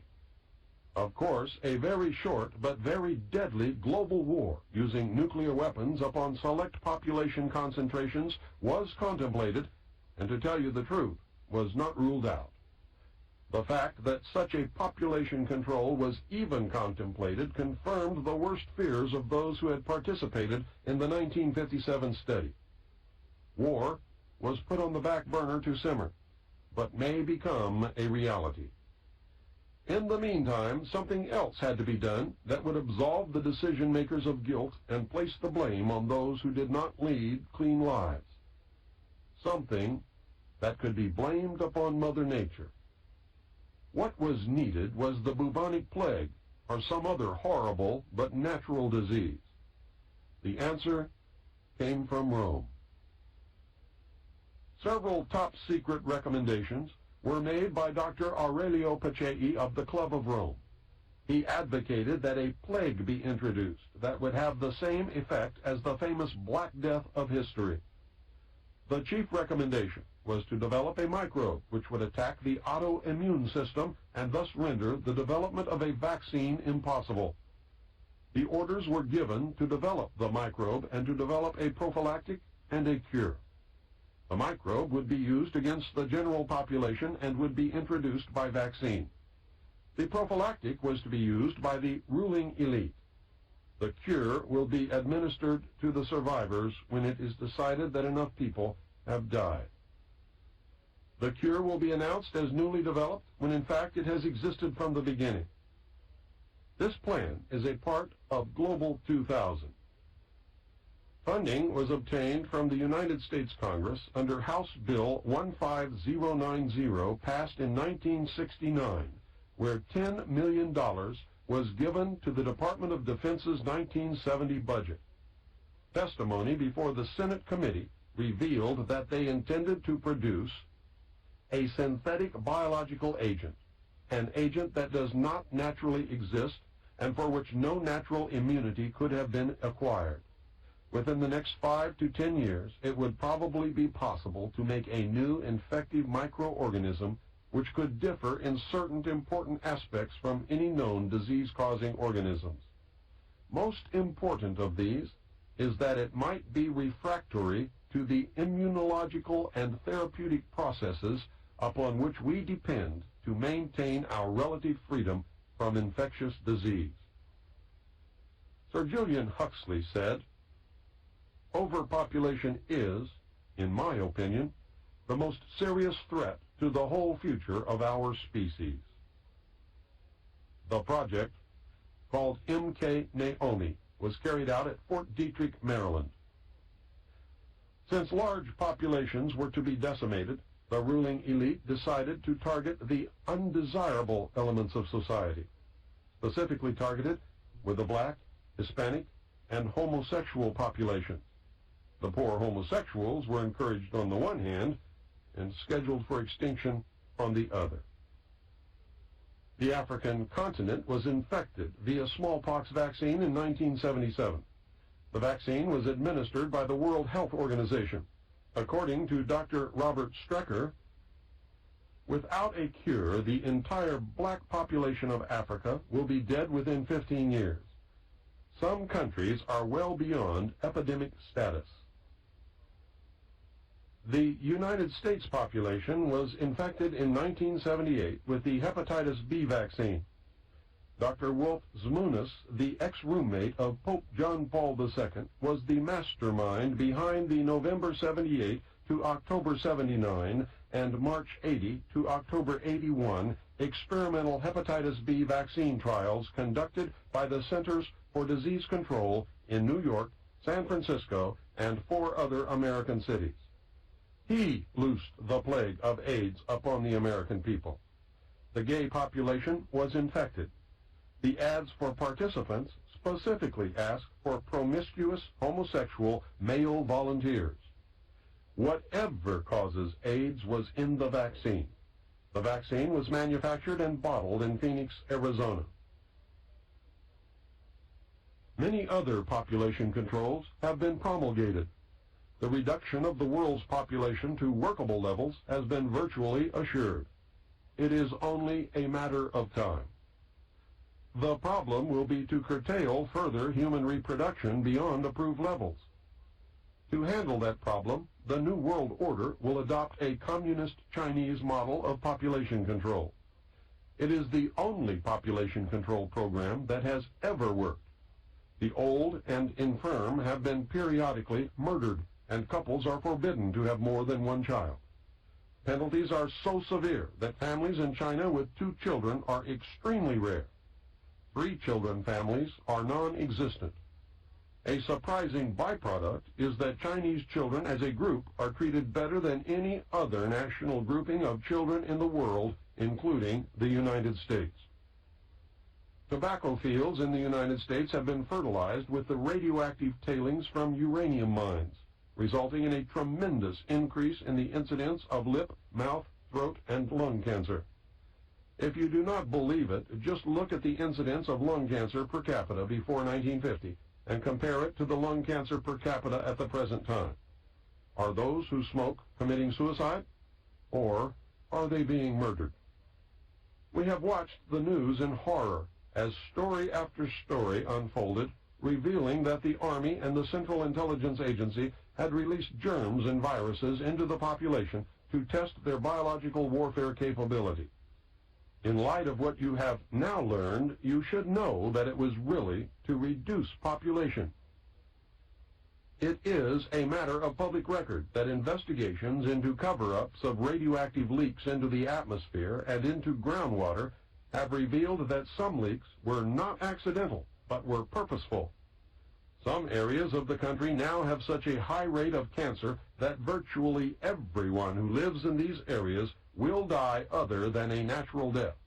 The true extent of radioactive gases, waste, and toxic material, especially cesium-137, strontium-90, uranium mine and mill tailings, thorium-230, radium-226, and radon-222, that has leaked or has been purposefully planted in the atmosphere, soil, and groundwater is far beyond anything you or I can imagine. Every investigation has revealed that the true figures regarding radioactive leakage are much larger than official figures, and the real numbers may never be known. Cover-up has become standard operating procedure at all levels and in all departments of government. Do we dream reality, or is reality a dream? The New World Order will eliminate the population threat in several ways. Complete control of individual behavior may be established using electronic or chemical implants. No one will be allowed to have a child without permission. Stiff penalties wait for those who ignore the law. The violent, the old, the infirm, the handicapped, and the unproductive will be killed. Private property will be abolished. Since religion helps to create the population problem, it will not be tolerated except for the approved state-controlled religion, which will evolve according to man's needs. Man cannot be trusted to safeguard what little is left in the way of natural resources. Technological development and economic growth will be severely cut back. Man will be required to live like his ancestors. Those who learn to be self-sufficient and can adapt to the absence of many of the things that we take for granted today, such as automobiles, will get along fine. Others will suffer terribly. Man will once again conform to the law of the survival of the fittest. No one is going to like the loss of individual freedoms guaranteed us by the Constitution and the Bill of Rights. I do not like or agree with what is planned. Intellectually, I know that people will not solve the problems that we face unless they are made to do it. That is a sad commentary on the common man, but nevertheless it is true. The New World Order is evil, but very much needed if man is to survive long enough to plant his seed amongst the stars. A paradigm shift and starseed are the only legitimate long-term answers. This is why we have all been so wrong for so long. It never was what we thought it was. Nothing is or ever will be until we learn to live in reality instead of fantasyland. A paradigm shift in the evolutionary consciousness of man must take place. Right or wrong, the world is covered with agents of the Illuminati who are attempting to cause that evolutionary jump. We have not been taken into their confidence. It is true that without the population or the bomb problem, the elect would use some other excuse to bring about the New World Order. They have plans to bring about things like earthquakes, war, the Messiah, an extraterrestrial landing, and economic collapse. They might bring about all of these things just to make damn sure that it does work. They will do whatever is necessary to succeed.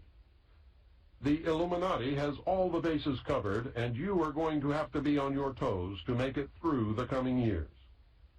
We must learn to accept individual responsibility for the world's problems or be willing to live by the terms of those who do. We must learn to love one another, share, deplore violence, and work with nature, not against it.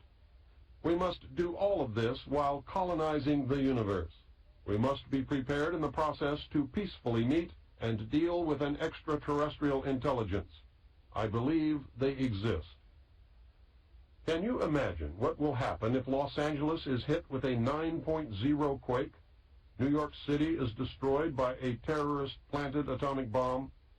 World War III breaks out in the Middle East? The banks and the stock markets collapse? Extraterrestrials land on the White House lawn. Food disappears from the markets. Some people disappear. The Messiah presents himself to the world, and all in a very short period of time. Can you imagine?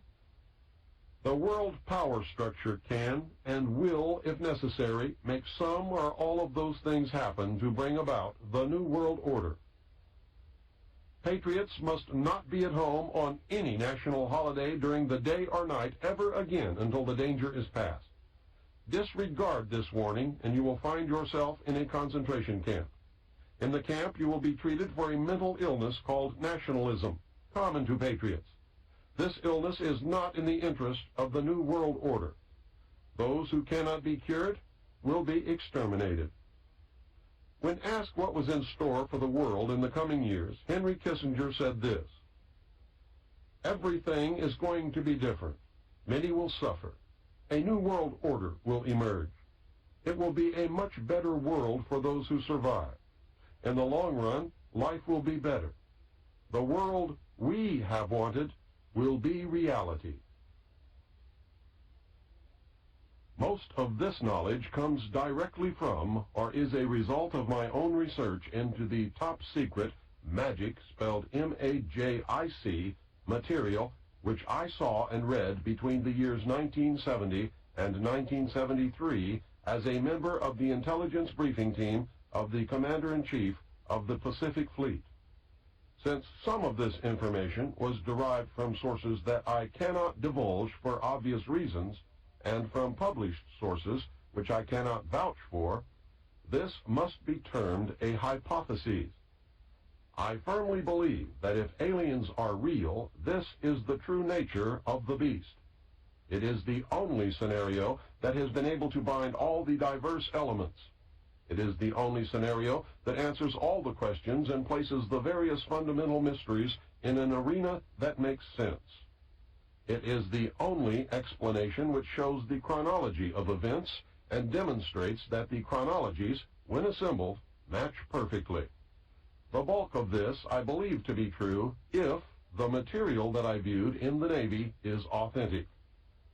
During the years following World War II, the government of the United States was confronted with a series of events which were to change beyond prediction its future, and with it the future of humanity. These events were so incredible that they defied belief.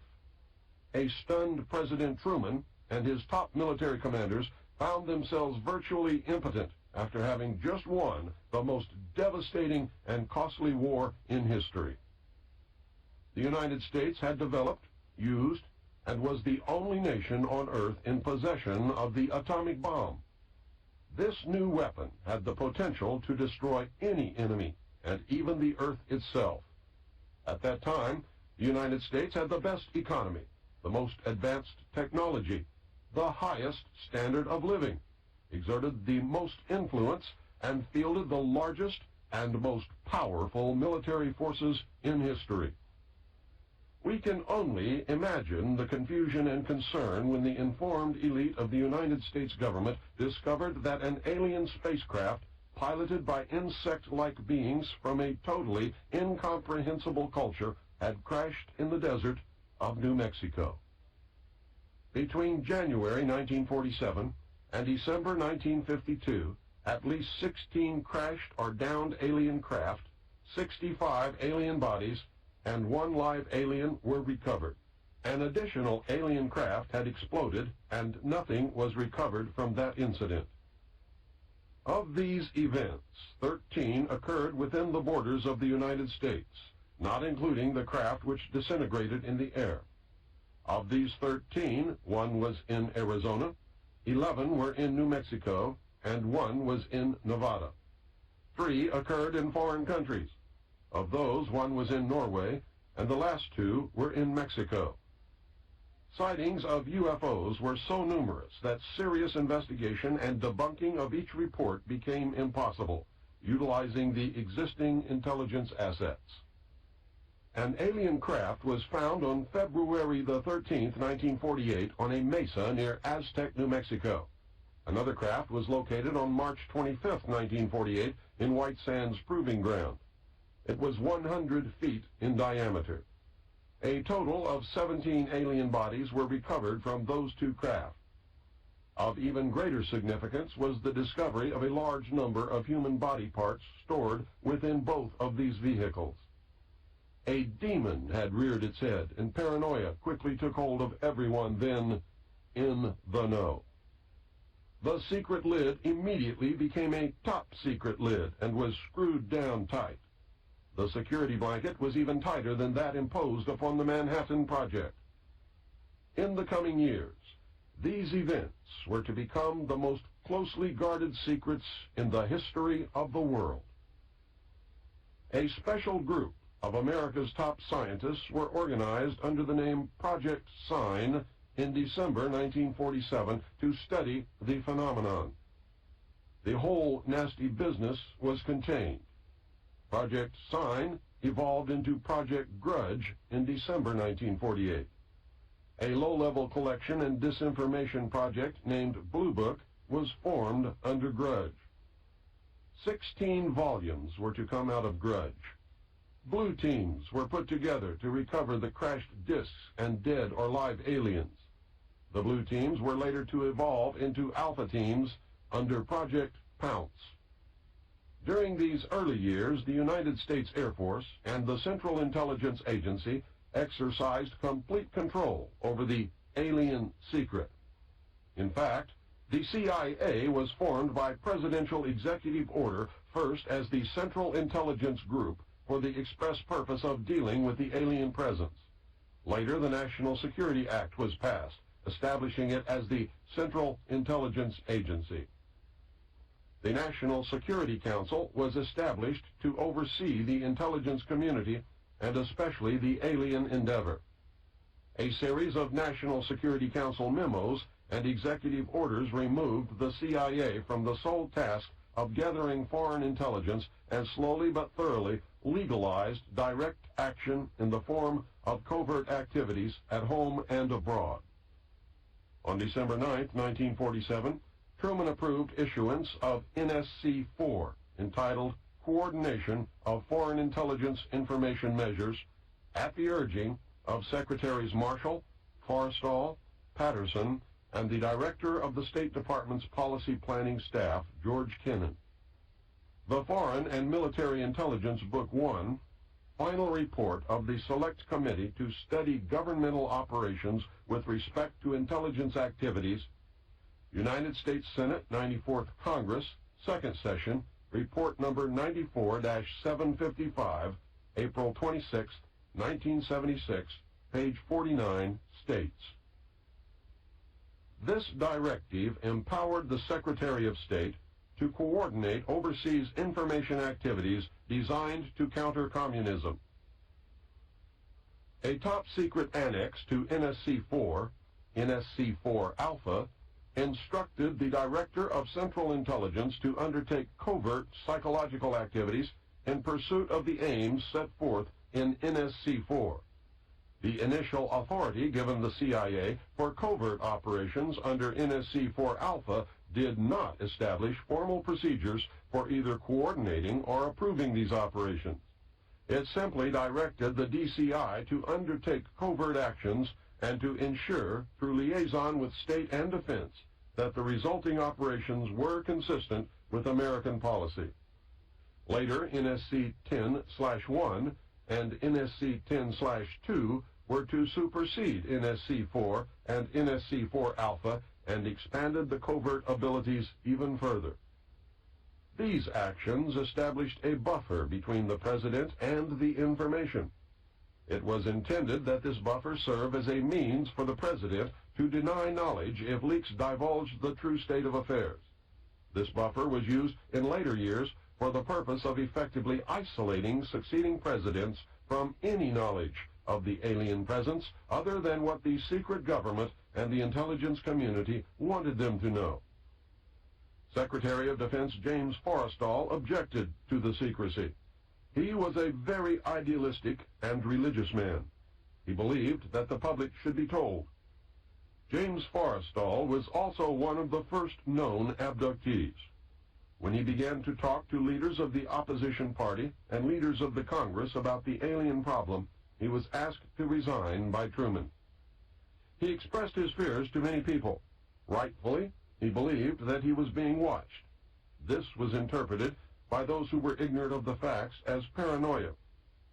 Forrestal later was said to have suffered a mental breakdown. He was ordered to the mental ward of Bethesda Naval Hospital.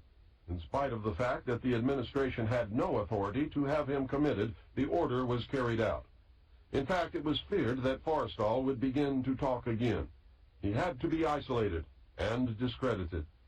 His family and friends were denied permission to visit. Finally, on May 21, 1949, Forrestal's brother made a fateful decision. He notified authorities that he intended to remove James from Bethesda on May 22nd. Sometime in the early morning of May 22, 1949, agents of the Central Intelligence Agency tied a sheet around James Forrestal's neck, fastened the other end to a fixture in his room, then threw James Forrestal out the window. The sheet tore and he plummeted to his death. James Forrestal's secret diaries were confiscated by the CIA and were kept in the White House for many years. Due to public demand, the diaries were eventually rewritten and published in a sanitized version. The real diary information was later furnished by the CIA in book form to an agent who published the material as fiction. The name of the agent is Whitley Strieber, and the book is Majestic. James Forrestal became one of the first victims of the cover-up. The live alien that had been found wandering in the desert from the 1949 Roswell crash was named E.B. The name had been suggested by Dr. Vannevar Bush and was short for Extraterrestrial Biological Entity. E.B. had a tendency to lie, and for over a year would give only the desired answer to questions asked. Those questions, which would have resulted in an undesirable answer, went unanswered. At some point during the second year of captivity, he began to open up. The information derived from E.B. was startling, to say the least. This compilation of his revelations became the foundation of what would later be called the Yellow Book. Photographs were taken of E.B., which, among others, I was to view years later in Project Grudge. In late 1951, E.B. became ill. Medical personnel had been unable to determine the cause of E.B.'s illness and had no background from which to draw. E.B.'s system was chlorophyll-based, and he processed food into energy much the same as plants. Waste material was excreted the same as plants. Several experts were called in to study the illness. These specialists included medical doctors, botanists, and entomologists. A botanist, Dr. Guillermo Mendoza, was brought in to try and help him recover. Dr. Mendoza worked to save E.B. until June 2, 1952, when E.B. died. Dr. Mendoza became the expert on at least this type of alien biology. The movie E.T. is the thinly disguised story of E.B. In a futile attempt to save E.B. and to gain favor with this technologically superior race, the United States began broadcasting a call for help early in 1952 into the vast regions of space. The call went unanswered, but the project, dubbed Sigma, continued as an effort of good faith. President Truman created the super-secret National Security Agency known as the NSA by secret executive order on November 4, 1952. Its primary purpose was to decipher the alien communications, language, and establish a dialogue with the extraterrestrials. This most urgent task was a continuation of the earlier effort. The secondary purpose of the NSA was to monitor all communications and emissions from any and all electronic devices worldwide for the purpose of gathering intelligence, both human and alien, and to contain the secret of the alien presence. Project Sigma was successful. The NSA also maintains communications with the Luna base and other secret space programs. By executive order of the President, the NSA is exempt from all laws which do not specifically name the NSA in the text of the law as being subject to that law. That means that if the agency is not spelled out in the text of any and every law passed by the Congress, it is not subject to that or those laws. The NSA now performs many other duties, and in fact is the premier agency within the intelligence network. Today, the NSA receives approximately 75% of the monies allotted to the intelligence community. The old saying, "Where the money goes, therein the power resides," is true. The Director of Central Intelligence today is a figurehead maintained as a public ruse. The primary task of the NSA is still alien communications, but now includes other extraterrestrial projects as well. President Truman had been keeping our allies, including the Soviet Union, informed of the developing alien problem. This had been done in case the aliens turned out to be a threat to the human race. Plans were formulated to defend the Earth in case of invasion. Great difficulty was encountered in maintaining international secrecy. It was decided that an outside group was necessary to coordinate and control international efforts in order to hide the secret from the normal scrutiny of governments by the press. The result was the formation of a secret ruling body which became known as the Bilderberg Group. The group was formed and met for the first time in 1952. They were named after the first publicly known meeting place, the Bilderberg Hotel. That public meeting took place in 1954. They were nicknamed the Bilderbergers. The headquarters of this group is in The Hague. The Bilderbergers evolved into a secret world government that now controls everything. The United Nations was then, and is now, an international joke. Beginning in 1953, a new president occupied the White House. He was a man used to a structured staff organization with a chain of command. His method was to delegate authority and rule by committee. He made major decisions, but only when his advisors were unable to come to a consensus. His normal method was to read through or listen to several alternatives and then approve one. Those who worked closely with him have stated that his favorite comment was, "Just do whatever it takes." He spent a lot of time on the golf course. This was not unusual for a man who had been career Army with the ultimate position of Supreme Allied Commander during a war, a post which had earned him 5 stars. The President was General of the Army Dwight David Eisenhower.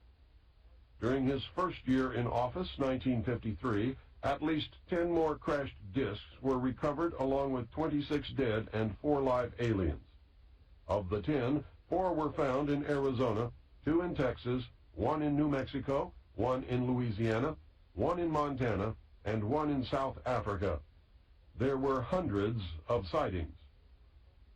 Eisenhower knew that he had to wrestle and beat the alien problem. He knew that he could not do it by revealing the secret to the Congress. Early in 1953, the new president turned to his friend and fellow member of the Council on Foreign Relations, Nelson Rockefeller.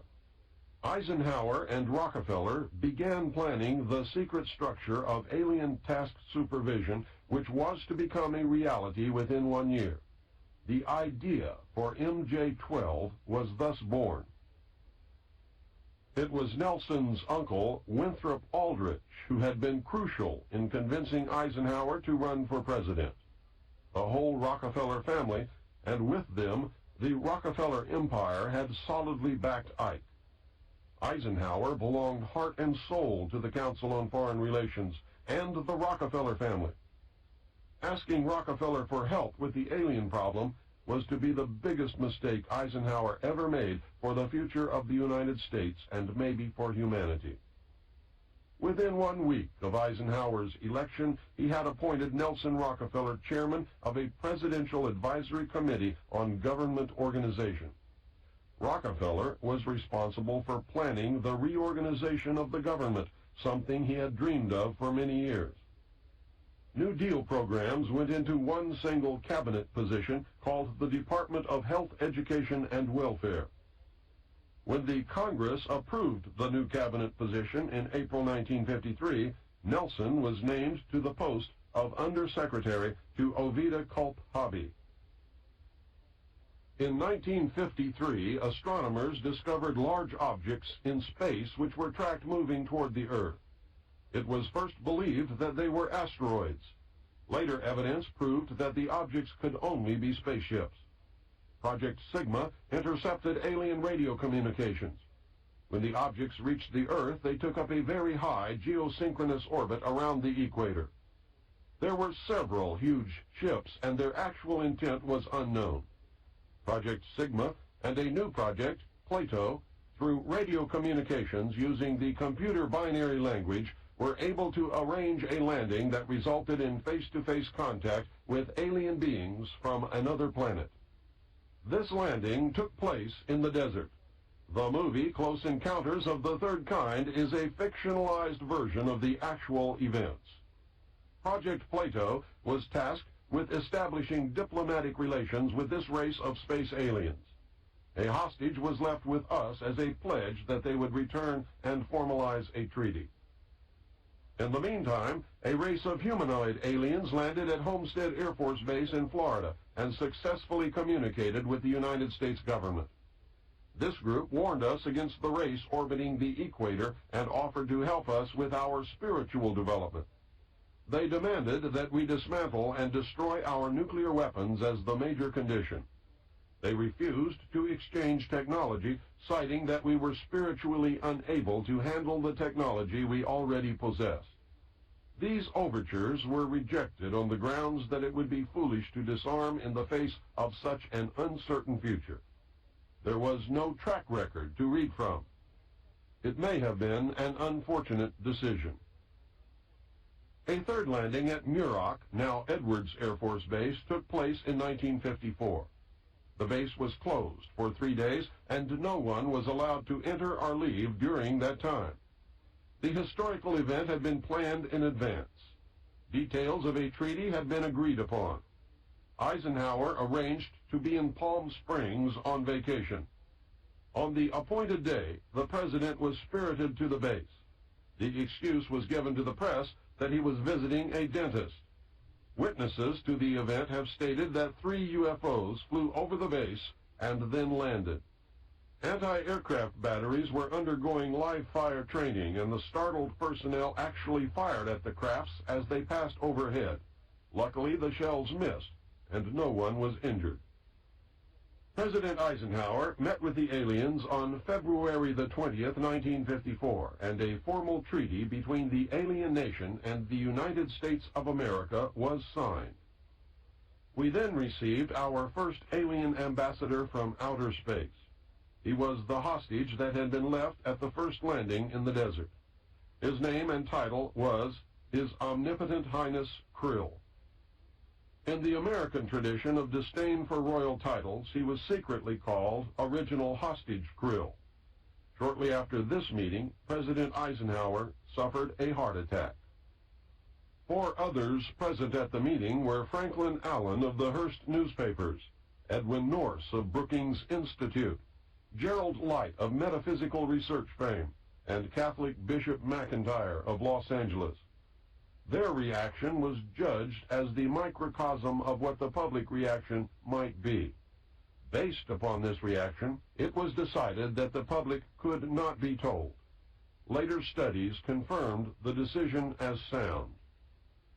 An emotionally revealing letter written by Gerald Light spells it out in chilling detail. It reads, "My dear friend, I have just returned from Muroc. The report is true. Devastatingly true.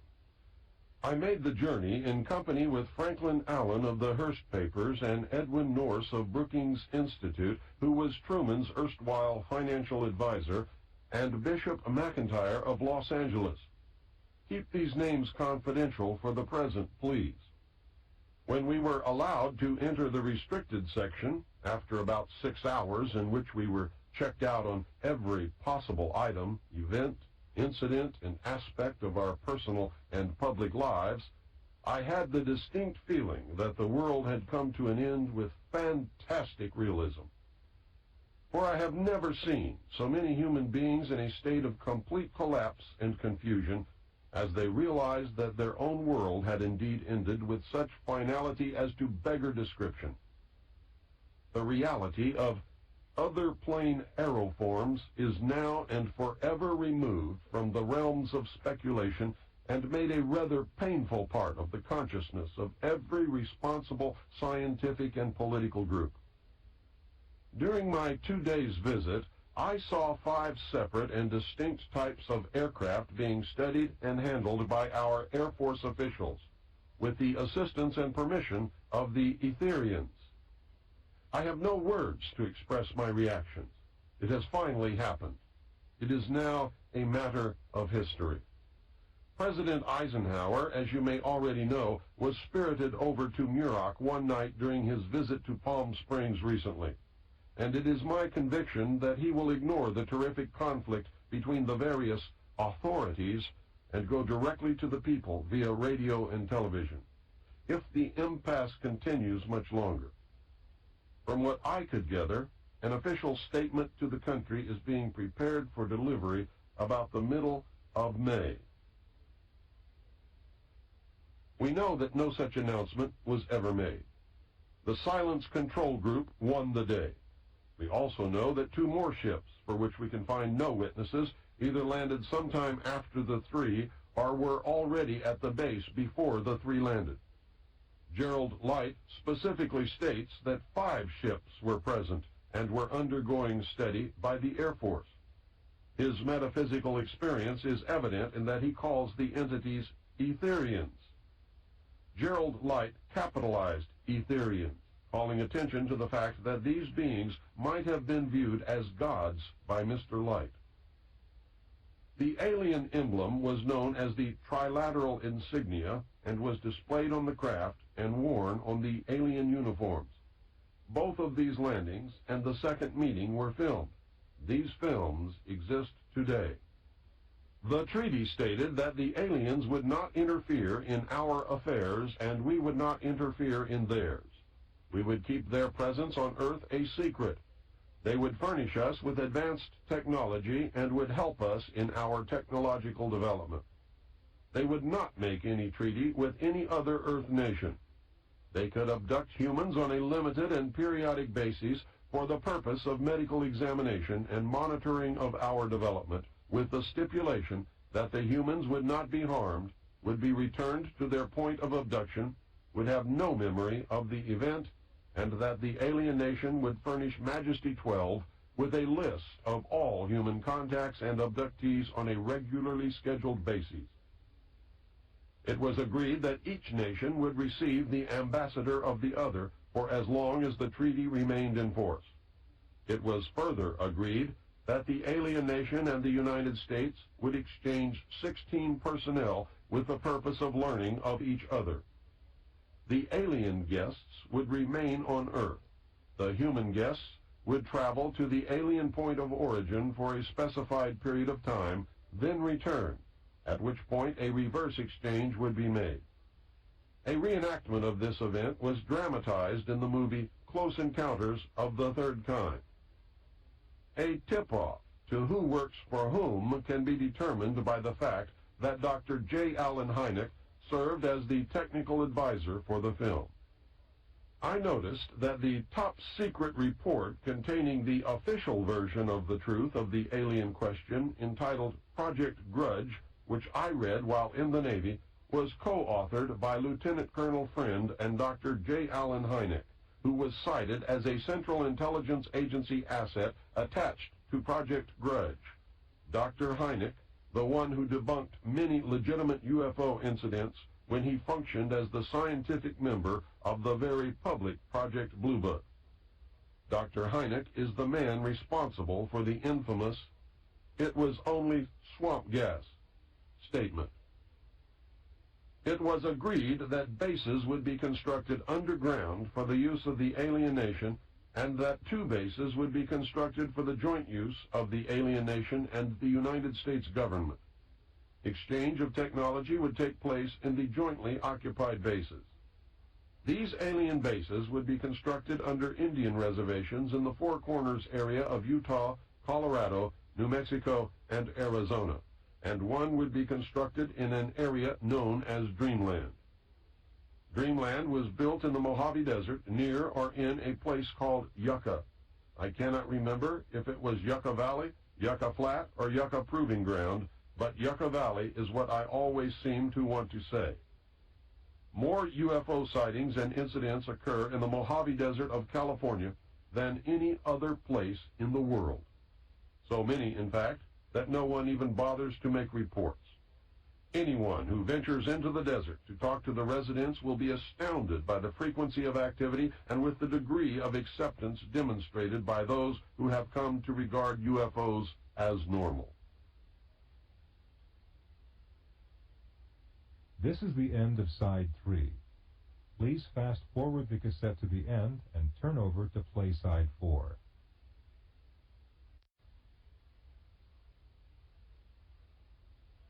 According to the documents that I read, all alien areas are under complete control of the Naval Department. All personnel who work in these complexes receive their checks from the Navy through a subcontractor. The checks never make reference to the government or the Navy. Construction of the bases began immediately, but progress was slow. Large amounts of money were made available in 1957. Work continued on the Yellow Book. Project Red Light was formed, and experimentation in test-flying alien craft was begun in earnest. A super top-secret facility was built at Groom Lake in Nevada in the midst of the weapons test range. It was codenamed Area 51. The installation was placed under the Department of the Navy, and all personnel required a Q clearance as well as executive approval. This is ironic due to the fact that the President of the United States does not have clearance to visit this site. The alien base and exchange of technology actually took place in an area codenamed Dreamland above ground, and the underground portion was dubbed the Dark Side of the Moon.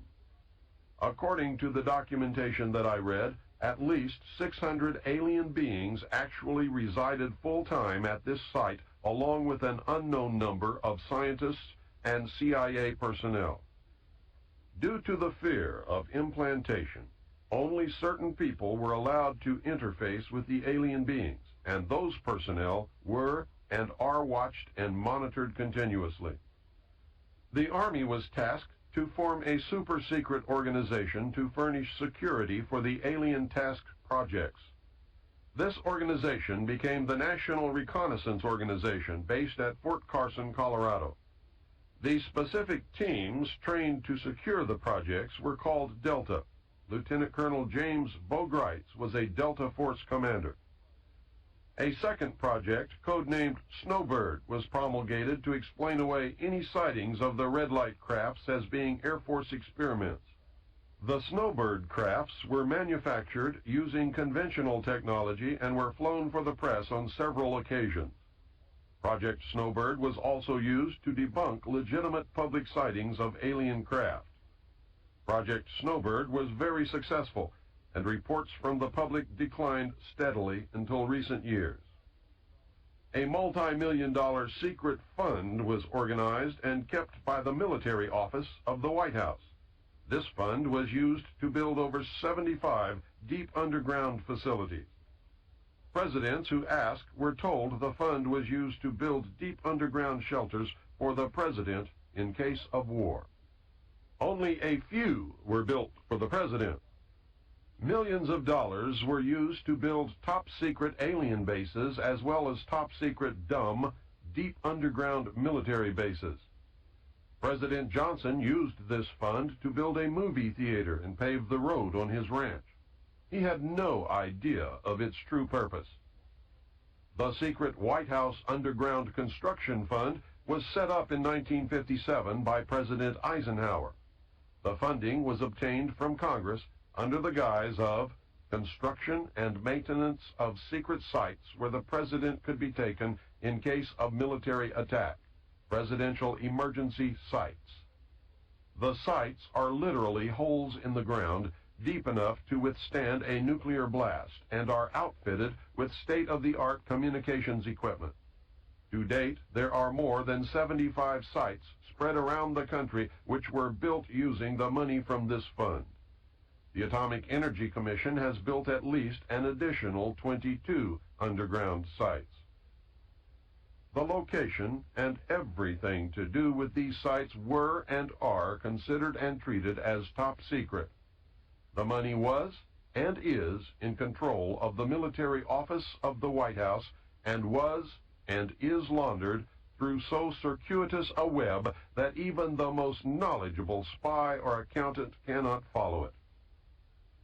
By secret executive memorandum NSC 5510, Eisenhower had preceded NSC 5412/1 to establish a permanent committee to be known as Majesty 12 to oversee and conduct all covert activities concerned with the alien question. There were 19 members of Majesty 12. The first rule of Majesty 12 was that no order could be given and no action could be taken without a majority vote of 12 in favor, thus Majority 12. Orders issued by Majesty 12 became known as Majority 12 directives. This group was made up over the years of the top officers and directors of the Council on Foreign Relations and later the Trilateral Commission. Gordon Dean, George Bush, and Zbigniew Brzezinski were among them. By 1955, it became obvious that the aliens had deceived Eisenhower and had broken the treaty.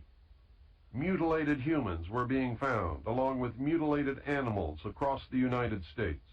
It was suspected that the aliens were not submitting a complete list of human contacts and abductees to Majesty 12, and it was suspected that not all abductees had been returned. The Soviet Union was suspected of interfacing with them, and this proved to be true. The aliens stated that they had been and were then manipulating masses of people through secret societies, witchcraft, magic, the occult, and religion. You must understand that this claim could also be a manipulation. After several Air Force combat air engagements with alien craft, it also became apparent that our weapons were no match against them. In November 1955, NSC 5412/2 was issued, establishing a study committee to explore all factors which are involved in the making and implementing of foreign policy in the nuclear age. This was only a blanket of snow that covered the real subject of study, the alien question. By secret executive memorandum, NSC 5511 in 1954, President Eisenhower had commissioned the study group to examine all the facts, evidence, lies, and deception, and discover the truth of the alien question. A major finding of the alien study was that the public could not be told. It was believed that this would most certainly lead to economic collapse, collapse of the religious structure, and national panic, which could lead into anarchy. Secrecy thus continued. An offshoot of this finding was that if the public could not be told, Congress could not be told. Funding for the projects and research would have to come from outside the government. In the meantime, money was to be obtained from the military budget and from Central Intelligence Agency confidential, non-appropriated funds. Another major finding was that the aliens were using humans and animals for a source of glandular secretions, enzymes, hormonal secretions, blood plasma, and possibly in genetic experiments. The aliens explained these actions as necessary to their survival. They stated that their genetic structure had deteriorated and that they were no longer able to reproduce. They stated that if they were unable to improve their genetic structure, their race would soon cease to exist. We looked upon their explanations with extreme suspicion. Since our weapons were literally useless against the aliens, Majesty 12 decided to continue friendly diplomatic relations until such time as we were able to develop a technology which would enable us to challenge them on a military basis. Overtures would have to be made to the Soviet Union and other nations to join forces for the survival of humanity. A symposium was held in 1957, which was attended by some of the great scientific minds then living. They reached the conclusion that by or shortly after the year 2000, the planet would self-destruct due to increased population and man's exploitation of the environment without any help from God or the aliens. By secret executive order of President Eisenhower, the Jason scholars were ordered to study this scenario and make recommendations from their findings. The Jason Society confirmed the findings of the scientists and made 3 recommendations called Alternatives 1, 2, and 3. Alternative 1 was to use nuclear devices to blast holes in the stratosphere from which the heat and pollution could escape into space. They would then change the human cultures from that of exploitation into cultures of environmental protection. Of the 3, this was decided to be the least likely to succeed due to the inherent nature of man and the additional damage the nuclear explosions would themselves create. The existence of a hole in the ozone layer may indicate that Alternative 1 might have been attempted. This is, however, only conjecture. Alternative 2 was to build a vast network of underground cities and tunnels in which a select representation of all cultures and occupations could survive and carry on the human race. The rest of humanity would be left to fend for themselves on the surface of the planet. We know that these facilities have been built and are ready and waiting for the chosen few to be notified. Alternative 3 was to exploit the alien and conventional technology in order for a select few to leave the Earth and establish colonies in outer space. I am not able to either confirm or deny the existence of batch consignments of human slaves, which would be used for the manual labor as a part of the plan. The moon, codenamed Adam, was the object of primary interest, followed by the planet Mars, codenamed Eve. I am now in possession of official NASA photographs of one of the moon bases. I believe that the Mars colony is also a reality. As a delaying action, all 3 alternatives included birth control, sterilization, and the introduction of deadly microbes to control or slow the growth of the Earth's population. AIDS is only one result of these plans. It was decided by the elite that since the population must be reduced and controlled, it would be in the best interest of the human race to rid ourselves of the undesirable elements of our society. Specific targeted populations included blacks, Hispanics, and homosexuals. The joint United States and Soviet leadership dismissed Alternative 1, but ordered work to begin on Alternatives 2 and 3 virtually at the same time. In 1959, the RAND Corporation hosted a deep underground construction symposium. In the symposium report, machines are pictured and described which could bore a tunnel 45 feet in diameter at the rate of 5 feet per hour in 1959. It also displays pictures of huge tunnels and underground vaults containing what appeared to be complex facilities and possibly even cities. It appears that the previous 5 years of all-out underground construction had made significant progress by that time. The official space program was boosted by President Kennedy in his inaugural address when he mandated that the United States put a man on the moon before the end of the decade. Although innocent in its conception, this mandate enabled those in charge to funnel vast amounts of money into black projects and conceal the real space program from the American people. A similar program in the Soviet Union served the same purpose. In fact, a joint alien United States and Soviet Union base existed on the moon at the very moment Kennedy spoke the words. During the United States' initial space exploration and the moon landings, every launch was accompanied by alien craft. On November 20th, 1990, Los Angeles TV Channel 2 announced that a separate red, glowing, round-shaped object accompanied the space shuttle Atlantis on its latest classified military mission. That was the first public admission. A moon base, Luna, was photographed by the lunar orbiter and filmed by the Apollo astronauts. Domes, spires, tall round structures which look like silos, huge T-shaped mining vehicles that left stitch-like tracks in the lunar surface, and extremely large as well as small alien craft appear in the official NASA photographs. It is a joint United States and Soviet base. The space program is a farce and an unbelievable waste of money. Alternative 3 is a reality. It is not science fiction. Since our interaction with the aliens began, we have come into possession of technology beyond our wildest dreams. We currently have and fly atomic-powered anti-gravity type craft in Nevada. Our pilots have made interplanetary voyages in these craft and have been to the moon, Mars, and other planets. We have been lied to about the true nature of the moon, the planets, Mars, and Venus, and the real state of technology that we possess today at this very moment. There are areas on the moon where plant life grows and even changes color with the seasons. This seasonal effect is because the moon does not, as claimed, always present the exact same side to the Earth or the Sun.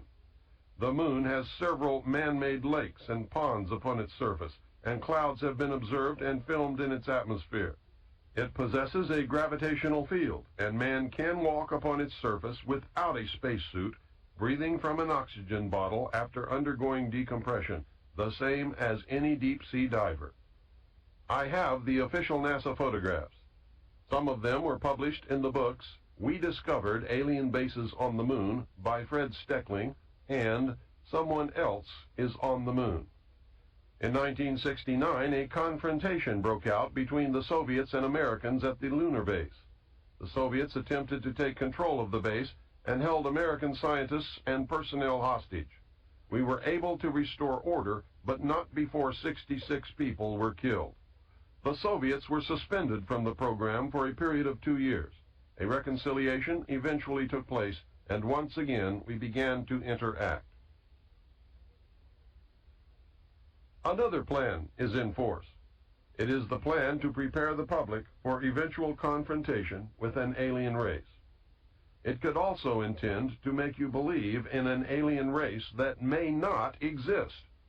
The public is being bombarded with movies, radio, advertising, and TV programs depicting almost every aspect of the purported true nature of an alien presence. This includes the good and the bad. Look around and pay attention.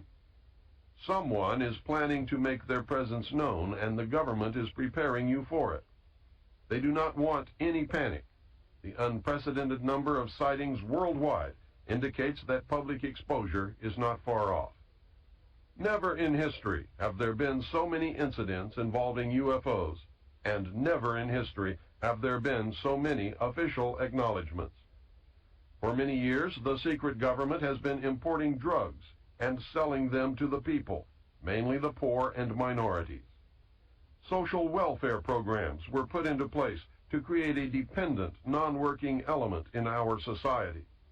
The government then began to remove these programs to force people into a criminal class that did not exist in the 50s and 60s.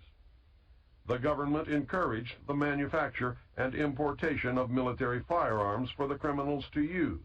This is intended to foster a feeling of insecurity, which would lead the American people to voluntarily disarm themselves by passing laws against firearms.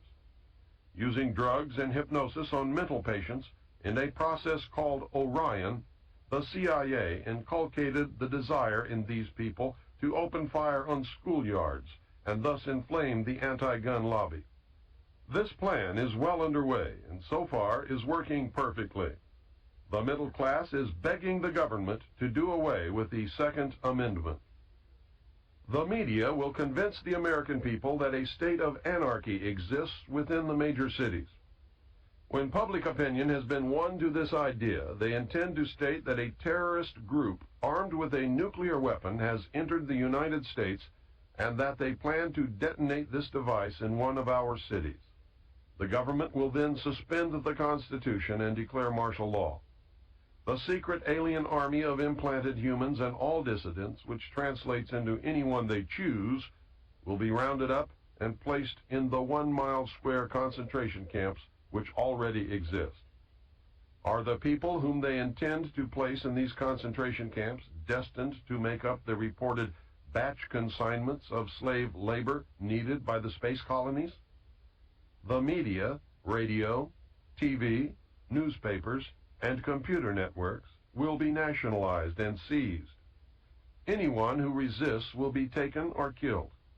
This entire operation was rehearsed by the government and military in 1984 under the code name Rex 84 Alpha, and it went off without a hitch. When these events have transpired, the secret government and/or alien takeover will be complete. Your freedom will never be returned, and you will live in slavery for the remainder of your life. You had better wake up, and you had better do it now. The conclusions are inescapable. 1. The secret power structure may believe that by our own ignorance or by divine decree, planet Earth will self-destruct sometime in the near future. These men sincerely believe that they are doing the right thing in their attempt to save the human race. It is terribly ironic that they have been forced to take as their partner an alien race which is itself engaged in a monumental struggle for survival. Many moral and legal compromises may have been made in this joint effort. These compromises were made in error and must be corrected. Those responsible should be brought to account for their actions. I can understand the fear and urgency that must have been instrumental in the decision not to tell the public. Obviously, I disagree with that decision. Throughout history, small but powerful groups of men have consistently felt that they alone were capable of deciding the fates of millions. Throughout history, they have been wrong. This great nation owes its very existence to the principles of freedom and democracy. I believe with all my heart that the United States of America cannot and will not succeed in any effort that ignores those principles. Full disclosure to the public should be made, and we should proceed to save the human race together. 2. We are being manipulated by a joint human alien power structure which will result in a one-world government and the partial enslavement of the human race. This has been deemed necessary to solve the elemental question: who will speak for planet Earth? It has been decided that man is not mature enough in his evolutionary development to be trusted to interact properly with an alien race. We already have enough trouble between the different human races. So what would happen if a totally alien extraterrestrial race was introduced? Would they be lynched, spit upon, or shot? Would discrimination result in nasty encounters that would doom humanity as a result of the aliens' obviously superior technology? Have our leaders decided to lock us in the playpen? The only way to prevent this scenario from taking place is to cause an evolutionary leap in consciousness, a paradigm shift for the entire human race. I have no idea how it can be done, but I know that it desperately needs to be done. It needs to be done very quickly and very quietly. 3. The government has been totally deceived, and we are being manipulated by an alien power, which will result in the total enslavement and/or destruction of the human race. We must use any and every means available to prevent this from happening. 4. If none of this is true, something else may be happening which is beyond our ability to understand at this moment. We must force disclosure of all of the facts, discover the truth, and act upon it. The situation in which we find ourselves is due to our own actions or inactions over the last 44 years. Because it is our own fault, we are the only ones who can change future events. Education seems to me to be a major part of the solution. The remaining part is the abolition of secrecy. And 5, there is always the possibility that I was used, that the whole alien scenario is the greatest hoax in history designed to create an alien enemy from outer space in order to expedite the formation of a one-world government. I have found evidence that this could be true.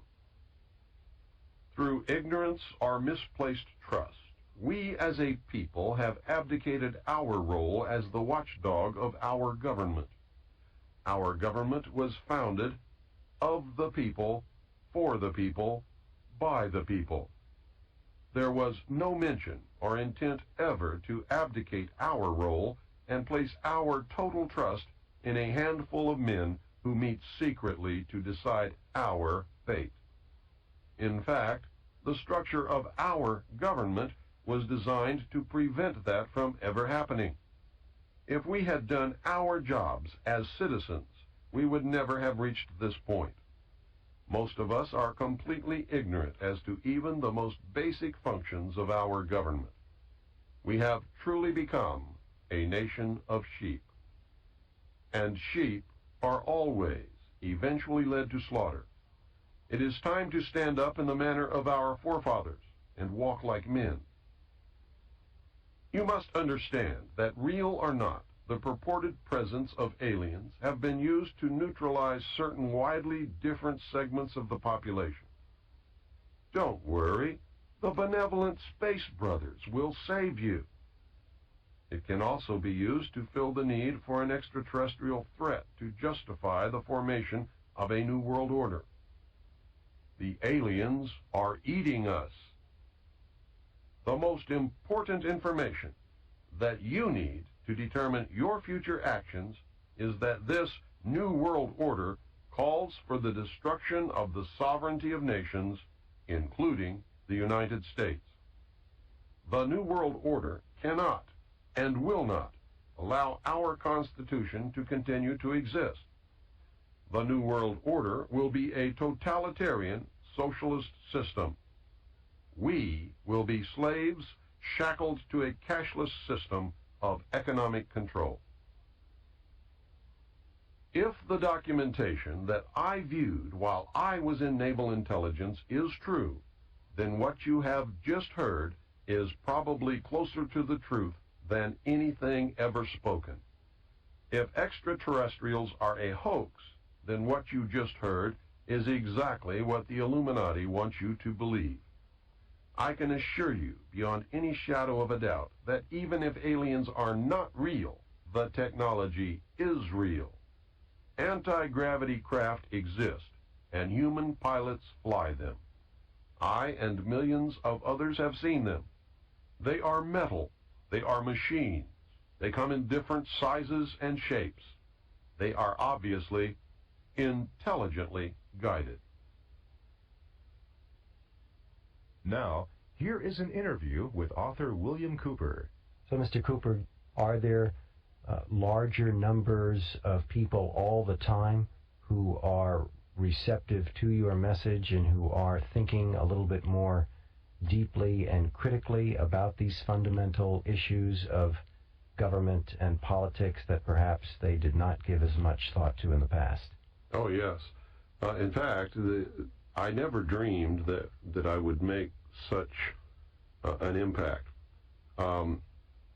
When I first began what I'm doing now, which was many years ago, I was lucky if I could travel 1,000 miles and collect 3 people in somebody's living room, none of whom, by the way, would help me pay for expenses or anything else, to sit down and listen to what I had to say. And I did this many times, travel all the way across the country just to talk to 2 or 3 or 4 people. in somebody's home, and put all the expenses myself. And now I can go to someplace like the Salt Dome in Salt Lake City and fill the place up with people who want to come and hear what I have to say. And I think the radio broadcast has had a lot to do with it. My book has certainly been the #1 underground book in the country for the last 8 or 9 years, and continues to be today. And I know that I'm really hitting the mark, and I'm really making people pay attention when the President of the United States, William Jefferson Clinton, names me in a White House memo, which Rush Limbaugh read on the air, as being the most dangerous radio host in America. To me, that was the most tremendous compliment that I could ever receive. Was worth more than $50 million in my estimation. And if I don't ever do anything more than what I've accomplished, I certainly have accomplished quite a bit in the way of waking up the average American to stop believing everything that he's told or taught and start questioning and using his own mind for something other than to hold up the top of his head. And I think that's happening. I think people are beginning to question and think and arrive at their own conclusions today a lot more than they ever have in history. Trusting people is what got us in this situation. And the whole concept that imperfect man can rule other imperfect men, and it's going to turn out all right, is the most ludicrous proposition that I've ever heard in my life. I think there are a number of people that agree with what you say, who are aware of some of these facts. Again, the question to ask is, given that there may be ills and abuses on the part of the government today, what would be something that a person interested in seeing change could do? What sort of advice would you give somebody who wanted to have an effect for the better, who would want to influence events so that we would begin moving towards a change? There are only two possible avenues of change at the present time.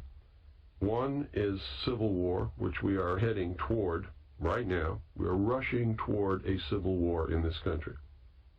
And I foresee that is probably the most reasonable expectation that we can see happening. Not that I want it to happen, not that a civil war is reasonable, but it's the reasonable conclusion after looking at the whole picture.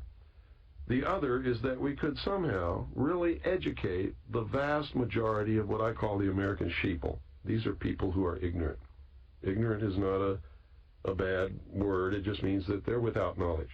If we could educate them and get them to understand that it is more important to stand up now and take a personal risk and educate other people and say that this has all got to stop, and be able to select our own candidates and make sure they get elected no matter what the press or the television or anybody else tells us about them.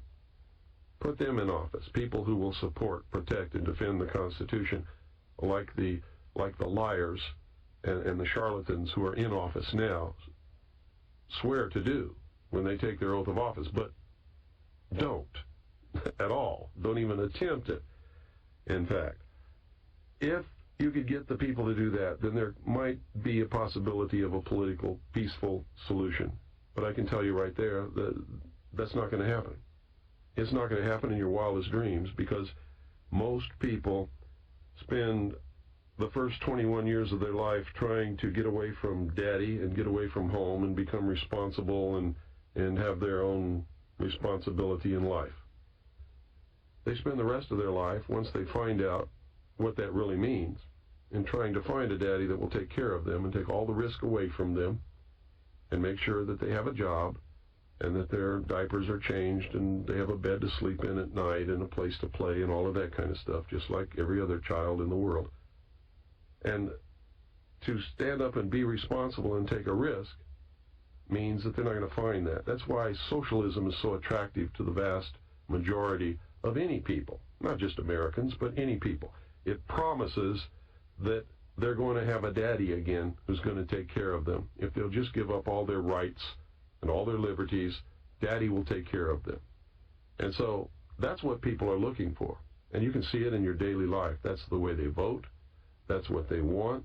They don't want to take personal responsibility. They don't want to take a risk. They're afraid of getting on a list. I've had people tell me to my face, Bill, I know all about this stuff, but I can't help you because I don't want to get on anybody's list. Is it different anywhere else then, Bill? Because this question brings me to something I wanted to ask you anyway, and that is, in looking over other countries in the world, do you find any other countries with social or political models, even if it's only some aspect of their system, that you find worth emulating in other countries? Any other country or countries that you think go about the political process or the social contract, if you will, in a way superior to the United States? No, I don't, as a matter of fact. Up until we began to take this left turn into socialism, the United States was the great light of the world, so to speak.